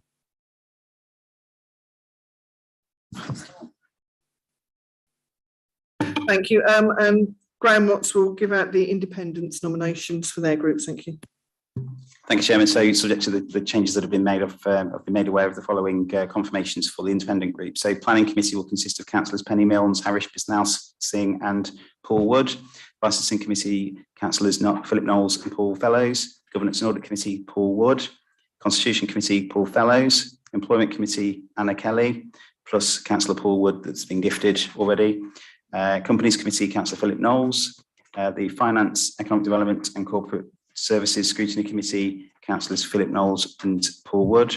Culture and Visitor Economy, Councillor Amanda Wheeler, plus Councillor Paul Fellows, who's been gifted by the Conservative Group. Environment Scrutiny, Councillor Penny Milnes. Rural and Community Overview and Scrutiny Committee, Councillor Richard Cleaver, and the Chief Executive's Appeals Panel, Councillor Jane Wood. Lovely, thank you very much.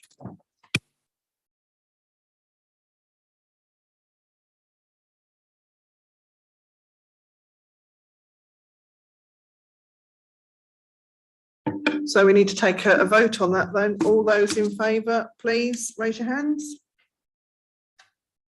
Thank you. Against? Just to double check. Abstentions? Thank you. That has been carried.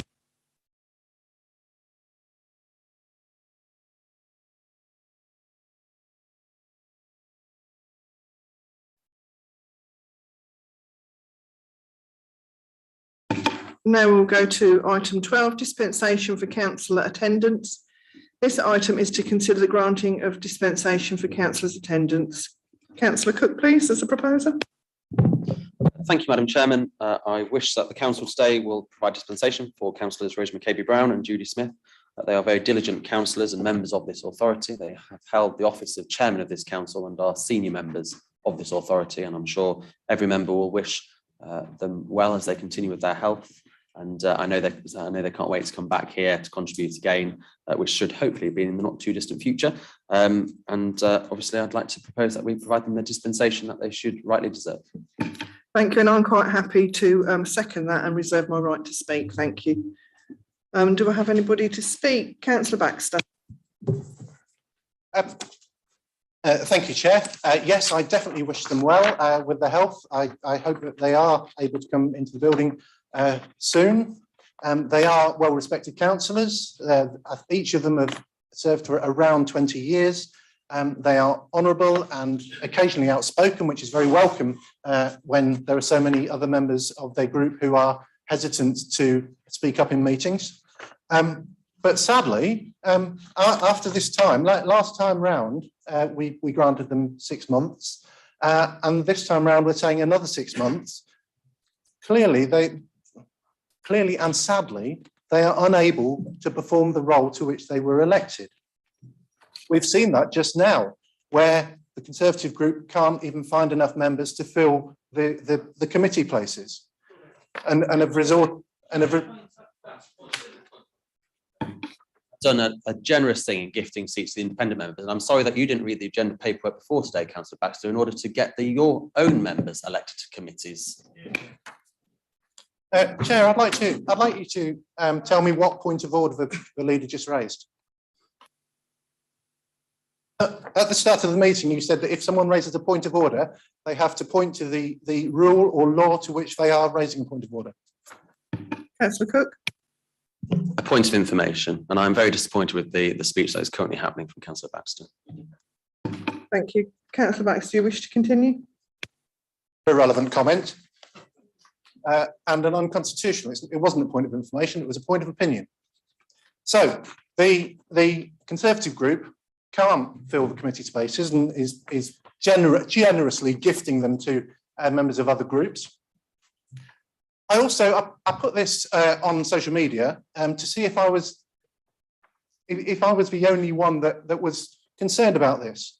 And in a survey of people in the Deepings,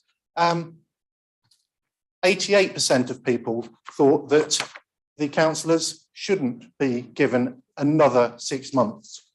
There are financial costs to having members on this council, but more importantly, people are not being represented in the way that they would expect a member of the council to represent them, i.e. by turning up to meetings.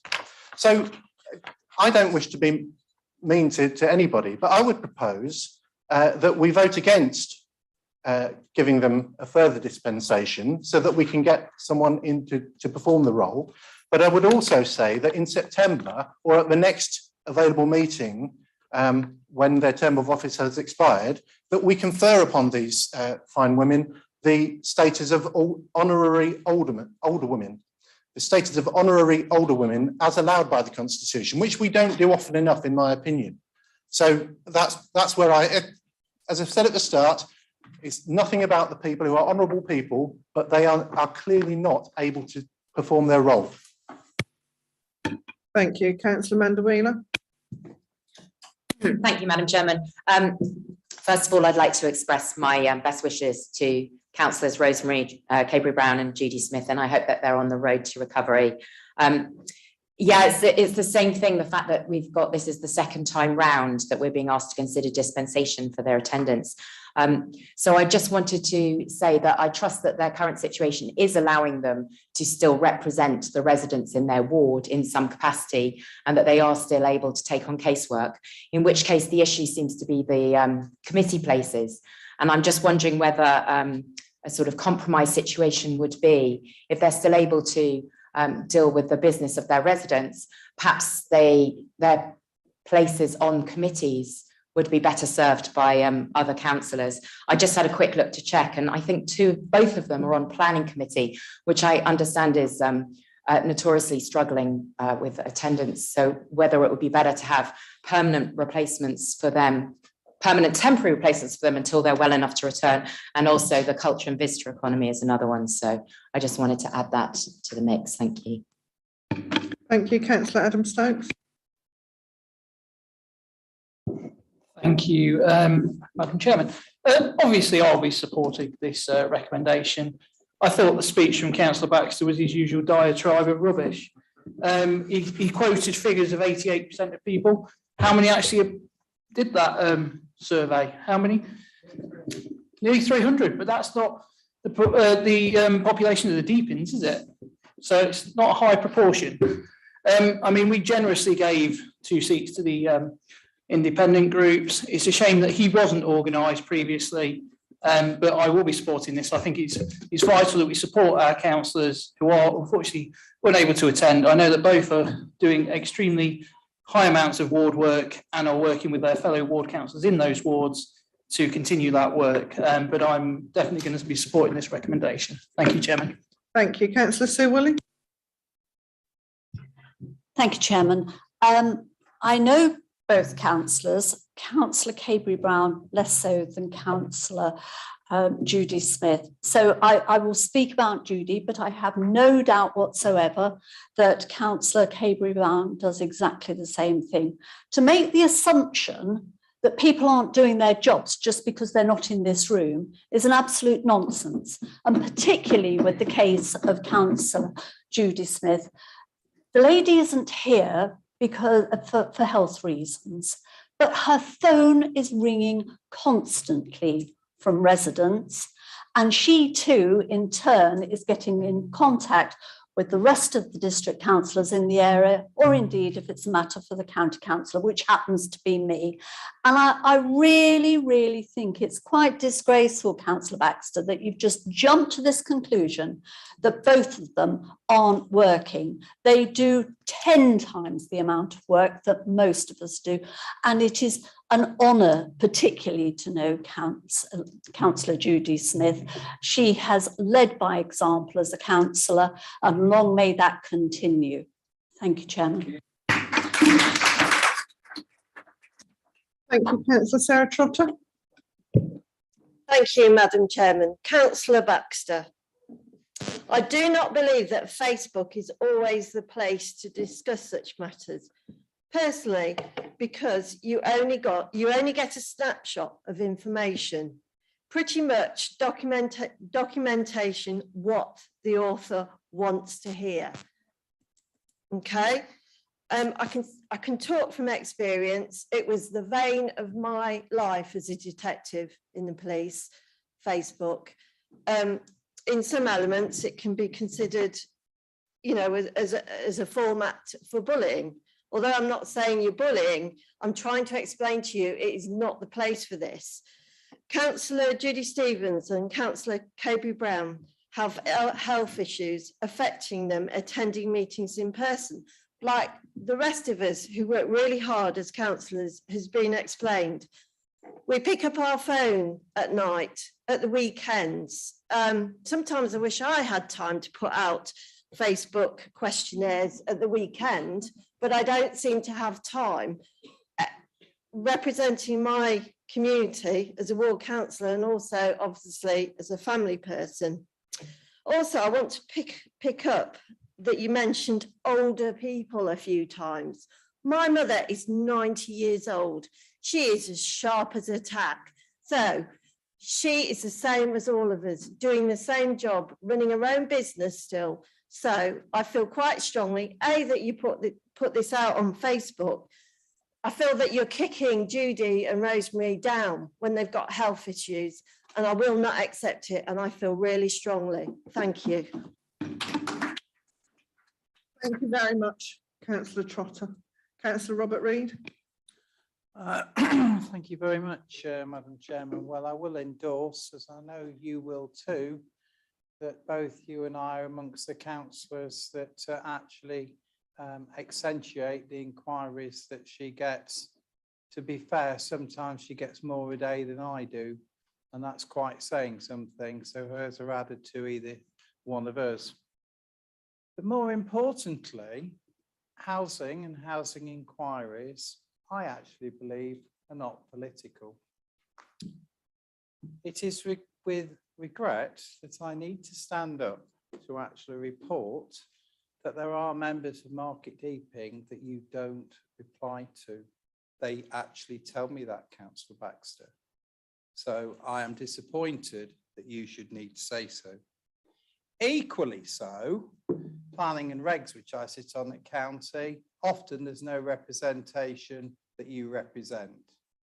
So I just think you need to be very careful about representation, and perhaps I can appeal to your better judgment where housing inquiries are concerned in the future. Do pass them on to me rather than me have to pick them up secondhand. Thank you, Councillor Knowles. No, I shouldn't have done that, should I? No, thank you, Chair. Two things here. I'm torn very much in this because, of course, I know Judy Smith extremely well. Second thing, there's an easy principle that says they've not been able to come to the meetings for 12 months or 18 months or however time it is, and therefore they can't be doing the work that they do. I know Judy extremely well. I am the actual councillor who shares a ward with her on the town council and on the district council. I'm the actual in the same ward.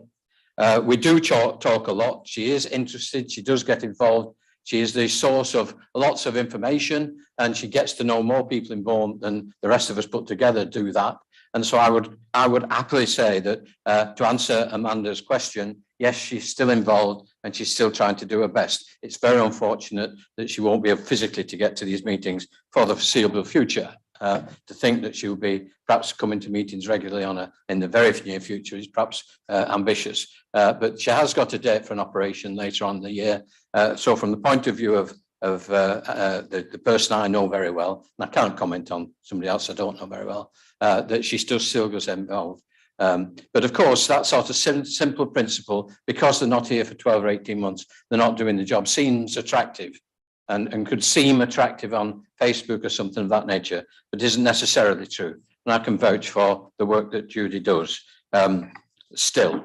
The other thing about an argument about financial, in actual fact, it shouldn't come into it.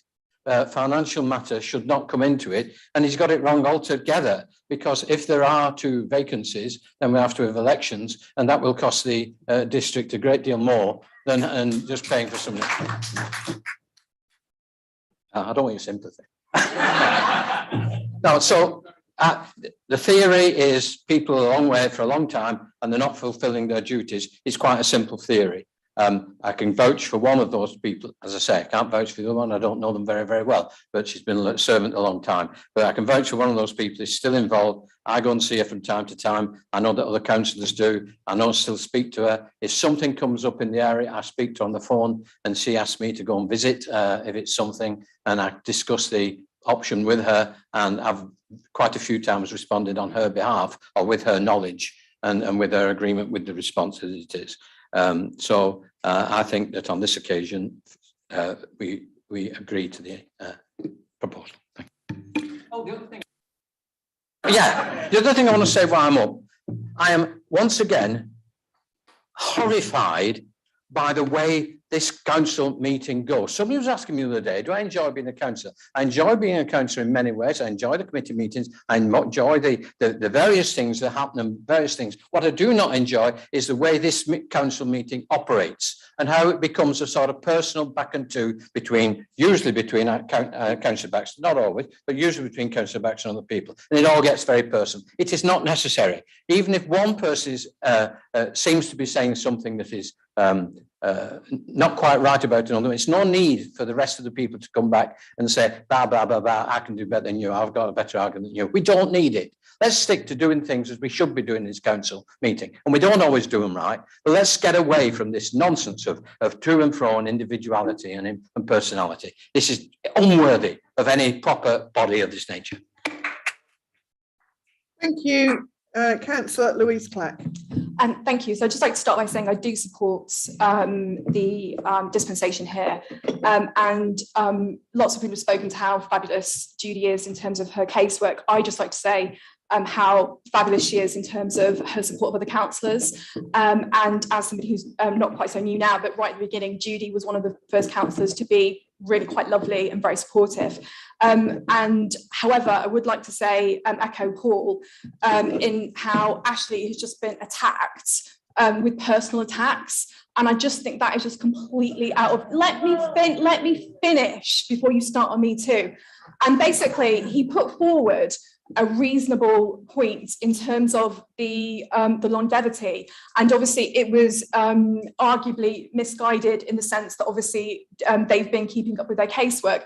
But yeah, as somebody who's neurodiverse or an old money autistic, I find it really, really difficult to deal with this constant personal abuse. And it's so few and far between the councillors that will support each other. And I'm looking around the room and I can see the ones that have supported me here, be that WhatsApp, be that emails, be that phone calls. And actually it's really out of order. And this is really off-putting to new generations of people that want to be taking part in public service. This is completely unnecessary. So to say to Ashley, yeah, she does a casework, but these personal attacks are completely unnecessary and it's divisive and it's off-putting to people. It's off-putting to me. I spent the last couple of weeks thinking, do I actually want to do this? Do I want to quit? And it's awful, and it's an awful position to be put in. So please, can we just be responding to the issues and just dial back these unnecessary personal attacks? Thank you. Thank you, Councillor Bob Broughton. Do I turn this on? Thank you, Chairman. As you all know, over the many years that I've served here, I rarely speak, and when I do, I'm very brief.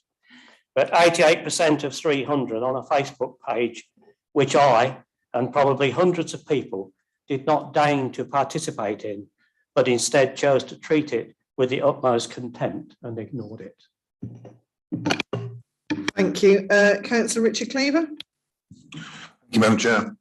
I would just like to observe that the report that we're considering does actually state that the two councillors in question have been prevented from undertaking normal duties. I would further observe that there is no reference to them here continuing their casework. If that is indeed the case, it would have been helpful that the continuation of their casework conscientiously by those two councillors was included in the report. Thank you. Thank you. Councillor Mark Whittington. Yes, sir. Thank you, Madam Chairman. We have here two councillors who, because of health reasons, are unable to fully do their duties. As we've heard, they are doing some of their duties. Imagine the situation where we have officers of this council who suffer occasionally from quite serious illnesses. This council would stand 100% behind those officers at a time of great personal strife and would support them and would give them all the time they needed to get back to work and to start undertaking their duties. All we're asking here, Madam Chairman, is absolutely no more than we would expect our senior officers to ensure that all of our officers are treated at this council. And I will say no more. Thank you, Madam Chairman. Thank you. Councillor Ian Selby. Thank you very much indeed, Madam Chairman.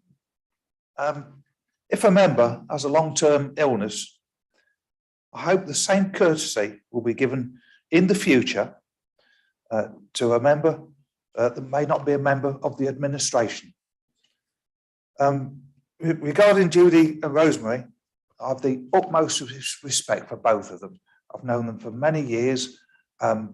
Wonderful people, wonderful councillors in my view. I regard them as dear friends, Madam Chairman. And maybe from that perspective, do I have to declare an interest? But I shall certainly be supporting them, Madam Chairman. Thank you. Thank you. As I second the motion, I'm going to speak, as I reserve my right to. I'm in daily contact with Councillor Judy Smith, and as it has been alluded to, she has more phone calls than probably BT. She is constantly on that phone when I am there, waiting to speak to her about different things that are happening in the council. If she could have been here today, she would have been. Unfortunately, due to the circumstances, she can't be. She is hardworking, has been for over 20 years, not only as a town councillor, but a district councillor. More people know Judy Smith in Bourne and the surrounding villages than probably anybody else, because one day she got a letter, it was addressed to Judy Smith, Bourne, and it got to her. That is how well known she is for all the hard work that she does on behalf of her residents, not only in her ward, but in other wards and for other towns where the councillors do not respond to them. Thank you. Do I have any other speakers? Thank you. Councillor Oxley. Thank you. Just to note that just looking at this, it's the Local Government Act of 1972. So this is even older than I am, and I'm not that young anymore. So I think perhaps this was written at a time when attendance, physical attendance at a meeting was, really the be all and end all. And I imagine, everything took place physically. So I absolutely agree with everything everybody has said. I don't think this is just the point by which you can disqualify, isn't it? This is just the act.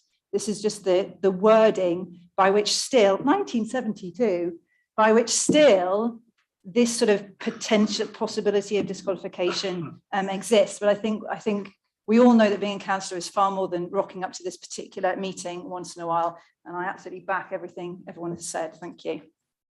Thank you. Councillor Cook, sum up, please. Thank you. I think just to continue that from Councillor Rice Oxley, I think I'm in just the same boat as Councillor Green as well. I think it was about 18 years before I was born. I think ultimately for me, it comes down to respect. And that's respect for one another in terms of the roles we do and the differences we have and how we should work as a council. And I do know where you come from, Councillor Knowles, in the comments that you made. And what is sad about today's debate is we've actually had to have this debate because the usual precedent we have had as a council is we don't politicise this report. We would normally get a proposer, get a seconder, and just vote it through. And today we've spent, probably 20 odd minutes discussing the individuals of this council who are long-standing members. And I'm sad that we've had to have this debate when we should have just voted on it, as we always have done as a council. So I would strongly encourage everybody to vote for this, and we move on to the next agenda item. Thank you, Councillor Cook. So we'll go to the vote now then. All those in favour of the proposal, please raise your hands. Thank you. Against? Abstentions? 2. Thank you. That has been carried. We will now have a tea break until 3:10. So please be back on time. Thank you.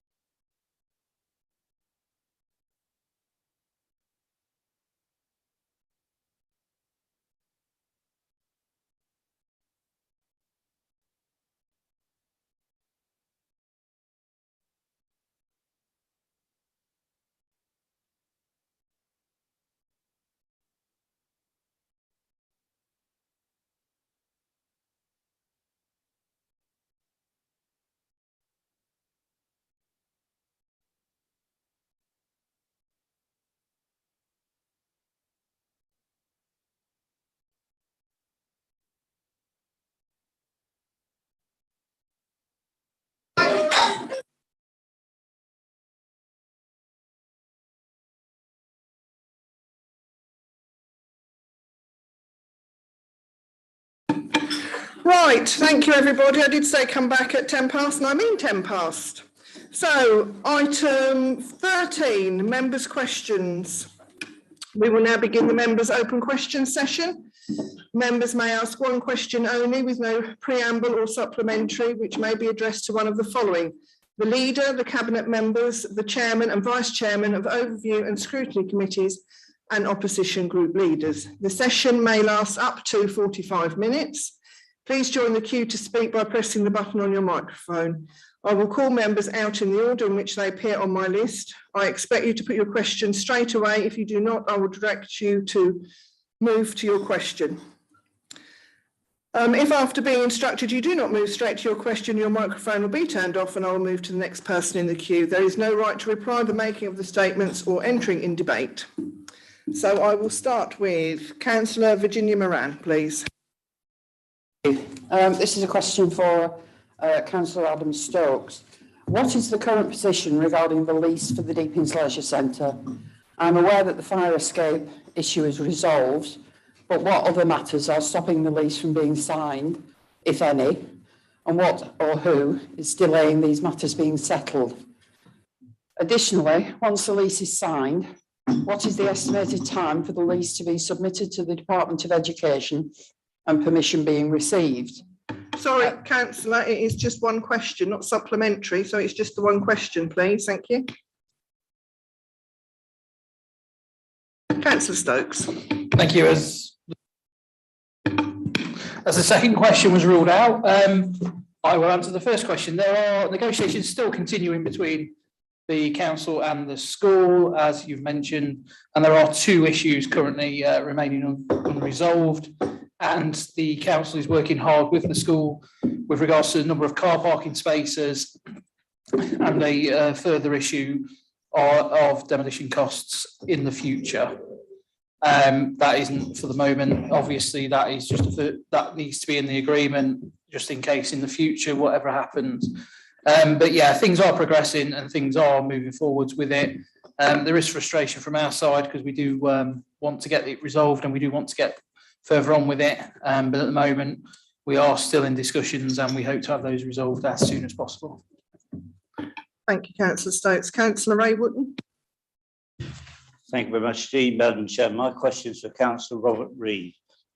Having visited the Riverside Complex in Grantham with the SKDC housing team, it was clear there were complaints of drug dealing, vehicle crime and such behaviour in and around the area, which had previously been reported to SKDC. Can the portfolio holder inform me if he has considered applying for a grant from the Safer Street Funds, which enables neighbourhood crime to be dealt with by extending the use of CCTV, which has a proven track record in the district? Thank you, Chairman. Thank you, Councillor Reid. Thank you very much, and thank you very much, Councillor Wootton, for the question. And before answering it, I must honestly say how much I sympathise with some of the residents at the Riverside that are enduring this antisocial behaviour. Councillor Wootton has supported the ongoing meetings by residents and members of the housing team, including tenancy management and repairs. And at the very last meeting they had, unfortunately, I was here or I would otherwise have joined the meeting. I know that he'll be pleased that the police have also supported through attendance at a recent meeting, and he will join with me in encouraging residents who witness any suspicious activity in their localities to the police. This is very important, members and officers, because we need to make sure that such wrongdoings or suspicious nature is in fact logged with the police. It will help our plight towards getting some CCTV coverage, which I believe not to be the answer, but indeed to be a good deterrent.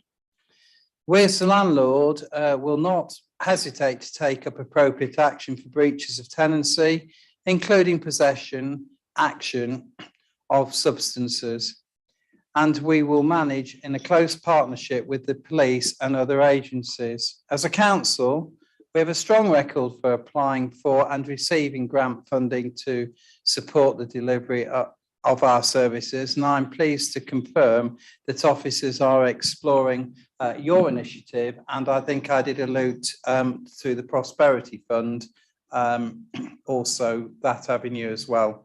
Before sitting down, Madam Chairman, the observant amongst us will notice that the Guildhall clock does not tell the right time. And since I am the cabinet member for property, Smiths have a call out to put it right. Thank you very much. Thank you, councillor. Councillor Ian Selby.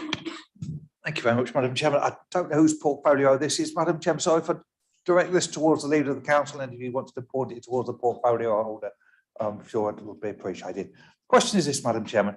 The print room has been a marvellous in-house asset for our council for many years. What will happen to all the print room machinery once the council moves to the cinema complex? And can you tell me what the future holds for our in-house print room? Thank you. Councillor Cook. Thank you. Thank you, Councillor Selby, for the question. In terms of the print room, so we do currently host print room facilities in our existing building. I think it's safe to say some of the equipment is now rather old, and it has been well used over the years. And as we continue to move to a paperless sort of council, actually the use in that room will continue to reduce. As we move into the new accommodation, we will be taking some of the equipment with us, but not to the extent that we currently have in the existing premises. And then as we go out for prints, consumables or prints, the need to actually use local businesses here across the district to support what we require as a council moving forwards. And that's just a change in times. We've been incredibly fortunate with the facility we've got, but we need to move with the times. And we've also got the opportunity of supporting local businesses as well with our print requirements. Thank you, Councillor. Councillor Amanda Wheeler. Thank you, Madam Chairman. First of all, I'd just like to say a quick well done to the waste collection team who managed to continue their work in the record temperatures last week, and the housing team who supported those sleeping rough with water and sun cream.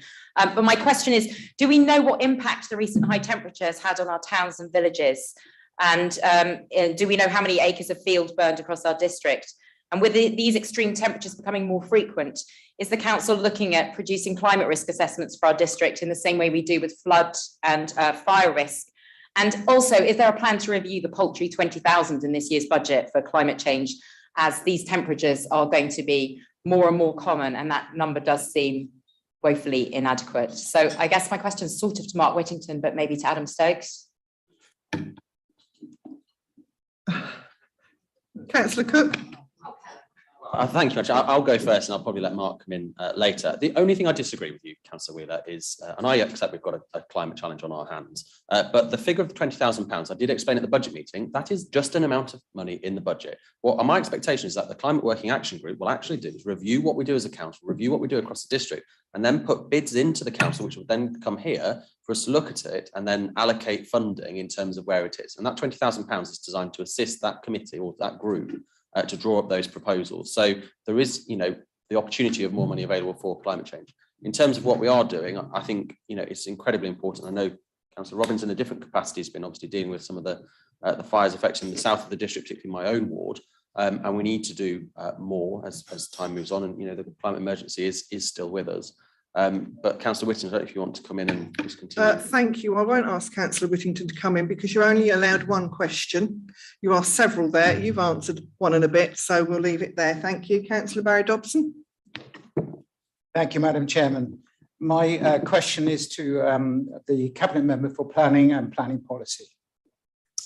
Could you please provide an update on the application for the solar farm at Mallard Pass? I ask this as a ward councillor for those affected by this potential development. Thank you. Thank you. Councillor Robbins. Thank you, Madam Chairman. Thank you, Councillor Dobson, for your question, and you have absolutely the right to ask it. In terms of timescales, the statutory consultation concludes on the 4th of August, and the developer is required to carry on this period of consultation on their proposals. This is in addition to any previous feedback that has been given. Then a draft statement of common ground will be drawn up, and this clearly identifies matters agreed between the local authority and the developer. And these are matters that are subject of negotiation and matters which are not agreed. Spring 2023, the preparation, well, before that, it will go in front of the planning committee for their deliberation. But it culminates in sort of spring 2023 when there's a preparation and submission of a local impact report. This is a very technical report, giving the likely impact of the proposed development on the district, and it's used as a means by which the local authority can draw its local knowledge and evidence on local issues. This will be reported to the planning inspectorate. And finally, again, in spring 23, is written representation. This is the most appropriate document for a local authority to get on its view, to get its view on the application. That's, for example, whether it supports it or not, and giving good reasons. The developer is currently consulting on the technical information carried in the environmental information report, and this represents the preliminary findings of this environmental impact assessment taken so far. The environmental report is an opportunity to provide informed comments on the work undertaken so far. That's where it is at the moment. What I've said, or by commenting on the environmental impact document, the council isn't committing to any future positions that it may wish to take with regards to formally supporting or objecting to the proposals. And I will pledge to this council that I will ensure that an application as major and as important as the Mallard Pass is debated in full in this chamber by each and every one of you. I want the decision to either support or object to this application, and for it to be the decision of the council to be made by all of us. And that will be sort of in spring 23 when all the documents are there. So in short, all the stuff that's going on at the moment, all the technical stuff, which we are commenting on, but actually it's not given the voice of the council. And as I say, I think it's right that this council chamber debates the merits of the application in full. Thank you, Councillor. Councillor Hannah Westrop. Thank you, Madam Chair. I would like to ask the leader if he can please provide an update on St Martin's Park in Stamford. Councillor Cook. Thank you, Madam Chairman. Of course, happily provide an update. Well, I was there just over 2 weeks ago, I think it is now, to go and have a look at the demolition works, which are well underway through our contractors, GFT Tomlinson's. The demolition is on track, it's on target. If you do drive past, you will see some extensive demolition in terms of the buildings. They're currently grounding up some of the concrete bases there as well, which will be used in the foundations of the new homes, new business space, and also retirement living. And I can always remember that, of course, I know the progress is happening because in the morning I can hear the grounders starting up from my place in Stamford now. It is fantastic progress. This will regenerate and support business growth in the south of the district. And I'm looking forward to when it moves on to the next stage and engaging with residents across the south of the district as it continues. Thank you. Councillor Ben Green. Thank you. With the importance of food security and as another rural ward councillor, would the leader agree with me that it is vital that residents respond to the Mallard Pass solar farm consultation? Councillor Cook. Thank you, Councillor Green, for that question. Absolutely, and I would like to pay tribute to Sue Holloway and her team at the Mallard Pass Action Group. If you drive around any part of the south of the district where the Mallard Pass is proposed, you will see banners and signs literally in every one of the villages and across the rural areas. I'd strongly encourage people to respond by the 4th of August, as already reiterated. There's a massive community swell of support against this application. And I know that Councillor Rosemary Trollope-Bellew has also got a survey with her today, should any members wish to sign that as well. Thank you. Councillor Jan Hansen.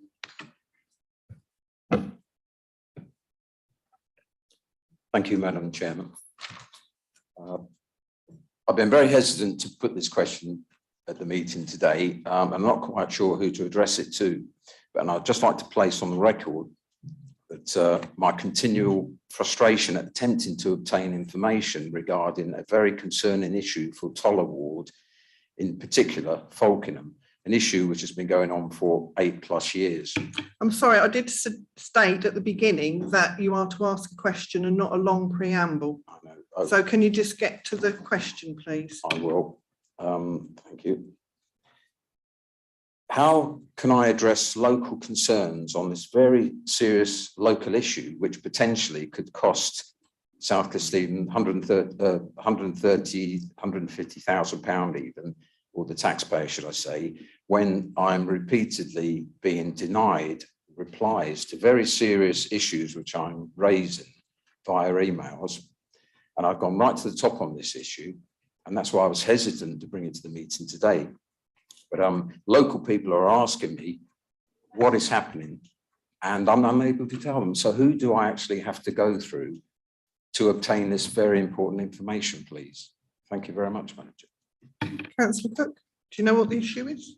I am well aware of the issue in terms of Toll Cottage, and it was a decision that was taken by this planning committee a number of years ago. I have seen the email exchanges between senior officers of this council and the councillor in question. Obviously, I'm very happy to have a sit-down meeting with you and one of our senior officers to further discuss it. But as you know, we are waiting for court dates, and we've had exceptional challenges with the court system in terms of dealing with Toll Cottage and the disposal of that asset. And that is what is holding us up as an organisation. But I'm very happy to have a meeting outside of this meeting. Thank you, Councillor. Councillor Richard Cleaver. Thank you, Chairman. I have a question for Councillor Reid, please. Councillor, you will be aware of the very serious fire in which 8 cars went up in flames on Edward Road in Stamford a few days ago. Could you please provide us with an update on the effects of that fire on the tenants, on their homes, and on the extent of progress so far to make any necessary repairs? Thank you. Thank you, Councillor Reid.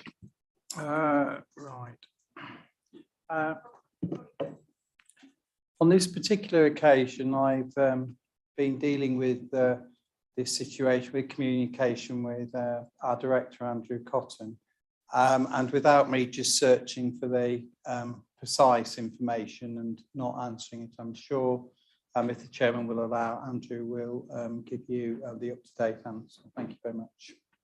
Thank you. If you'd like to do that, please, Andrew. Thank you, Madam Chairman. Thank you, Councillor Cleaver, for the question. Yes, there was a vehicle fire in Stamford, close to some of our council properties, council flats. The following day, as soon as officers were aware, we attended site. We were unable to actually get on site early because the fire investigation was ongoing. But as soon as officers were allowed on site, the housing officer team engaged with all residents that were present to offer advice and assistance. Fortunately, no decants were required and there were no injuries. And our technical services team were on site to assess the damage and undertake any immediate repairs that were required, making safe sort of works boarding up. We do need to go through a process in terms of both looking at the insurance claim, and some of the damage that's been caused, particularly to the tarmac area, will require some quite extensive sort of long-term works. But the positive news is that all those works have been assessed and can be ordered, and we can progress with those. And clearly the residents understand that they've got our support, both tenants and leaseholders that are in that block. Thank you, Andrew. Councillor Philip Knowles. Yes, thank you, Chair. This question involves the FEDCO report on SK Environment. So I think it would go to Mark Whittington, probably. The work that's planned just at present involves the consideration of totality of the work and trying to do it to a preset deadline. May I ask, therefore, that the process includes looking at the problem from the point of view of the separate functions. That could be hedge cutting, it could be cutting large pieces of land separately, and also from the point of view of regionality, because some of the problems are in a very rural area and some are in the towns. Surely the exercise should include a quality consideration of what the optimum is, rather than just trying to fit what we've got into a new structure. In that way, it's likely to be more efficient, more effective, more economic probably, and certainly more environmentally friendly, as vehicles don't have to keep trotting out from Grantham to all parts of the district. Thank you. Thank you. Councillor Whittington. Yeah, thanks, Councillor. I was happy to answer this question. The present moment of time, we're ready for from I think about Christmas time, so a few weeks ago, we had a team led by I can't remember his name, Ian Yates, who used to be a senior officer in the council. Him and a team from the council went out to actually look at all of the areas of grass, hedges, all the various bits that currently the Environment SK contract covers. to draw up a new specification for all of them. There's over 2,600 pieces of grassland hedges across the district that we are responsible for. They've now all been measured in terms of their area. Photographs have been taken. All the information has been put onto a GIS system. So now we can kind of focus in on any particular part of the district, look at any particular area of grassland, and we'll know if it's currently funded and paid for by the HRA account or by the general fund, or whatever. So this new spec is there. Now it's on the basis of this new spec that a report did go to the environment, a joint meeting of the Environment and Rural Committee, looking at options. And there are three options. The first is for ESK to bid on the new specification. The second option is to put the new specification out to the market for them to come back with costs as to how much it would cost to service the new spec. And the third option was looking at an in-sourced option in-house. Now, as part of this whole process, we are actually looking at the rounds we do and also at the difference in the specifications. A very good example of which of the current systems provided me by my colleague, Councillor Nick Robbins, relating to Corby Glen, where previously where the guys from ESK would go out 24 times a year to Corby Glen. They'd go out 14 times a year to cut parts of the grass in the village to the HRA standard, and an additional 10 times to cut the remaining grass to the general fund status. And obviously, that's duplicating work. So as part of the process, we're looking at a route review to work out the most efficient routes. And we're also looking at standardization as well. So we can actually get a common standard for all of the grass cutting and hedge maintenance that we actually do, because as you alluded to, Councillor Knowles, the present system, the present contract is inefficient, and there are efficiencies that we do need to make. I mean, I don't think it's any surprise that this council, like all local authorities, is facing financial pressures, and we do need to find the most efficient and effective way of doing our grass cutting and our general grounds maintenance. All the points you made are very, very valid, very, very important, and are all being taken into account as part of the work that we're doing around looking at what particular option we want to take going forward regarding the grounds maintenance contract. Thank you. Thank you very much. Councillor Ashley Baxter. Thank you, Chair. My question is to Councillor Hannah Westrop, the Chair of the Companies Committee. Despite the ongoing loss-making and existential jeopardy facing Environment SK and Gravitas Limited, and also the winding up of Invest SK Limited with very little scrutiny of the £3 million spent over the last 3 years, why has the Chair of Companies decided, without consultation, to cancel rather than postpone the July Companies Committee, meaning no scrutiny of any council companies for the first 6 months of her tenure? Thank you, Councillor Westrop. Point of information, just or point of clarification, actually, I guess. Members' open questions, where it lists which people members may ask questions of. It outlines the scrutiny committees, but not the companies committee or another. I'm happy to answer the question, but I'm just asking for clarification on that, please.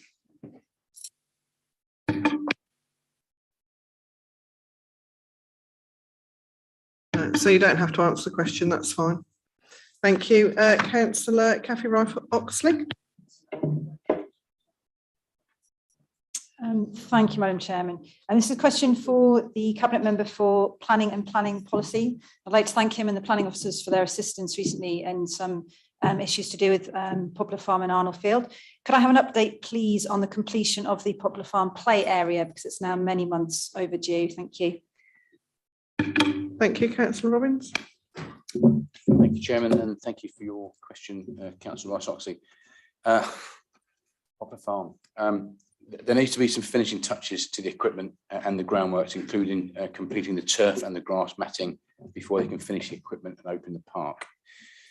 We will continue to push the developer to to sort this as soon as possible. And to that end, enforcement will be visiting the site tomorrow morning. Thank you very much. Councillor Callum Cook. Thank you, Madam Chairman. I'd like to ask Councillor Baxter a question, please. Recently, the Local Government Association launched their Debate Not Hate campaign, and debating and disagreeing with one another is a healthy part of democracy, but abuse and intimidation crosses the line into dangerous territory. The right to engagement matters. Will you join me and Councillor Wood in signing this public statement? Thank you. Councillor Baxter. I'll answer the question before I raise a point of order. If you would like to send me the information, I will read it, consider it, and certainly I'm against hate and intimidation, having been the victim of it from members of this chamber in the past. So, yes, please send me the details and I'll have a look at it for you. Point of order, Madam Chairman. Am I one of the people that is on the list of questions? It's leaders of. Yes, I'm not sure of anything. It's group leaders, is it? A 45-minute period and opposition group leaders. That's fine then. Yeah, great. And as I've shown, I'm happy to answer it. Thank you. Do I have any other questions for anybody? No? Well, then that concludes the business for today's meeting. I would like to thank members for their cooperation. I'd also like to say thank you to those members of the public who've joined us today, and I look forward to seeing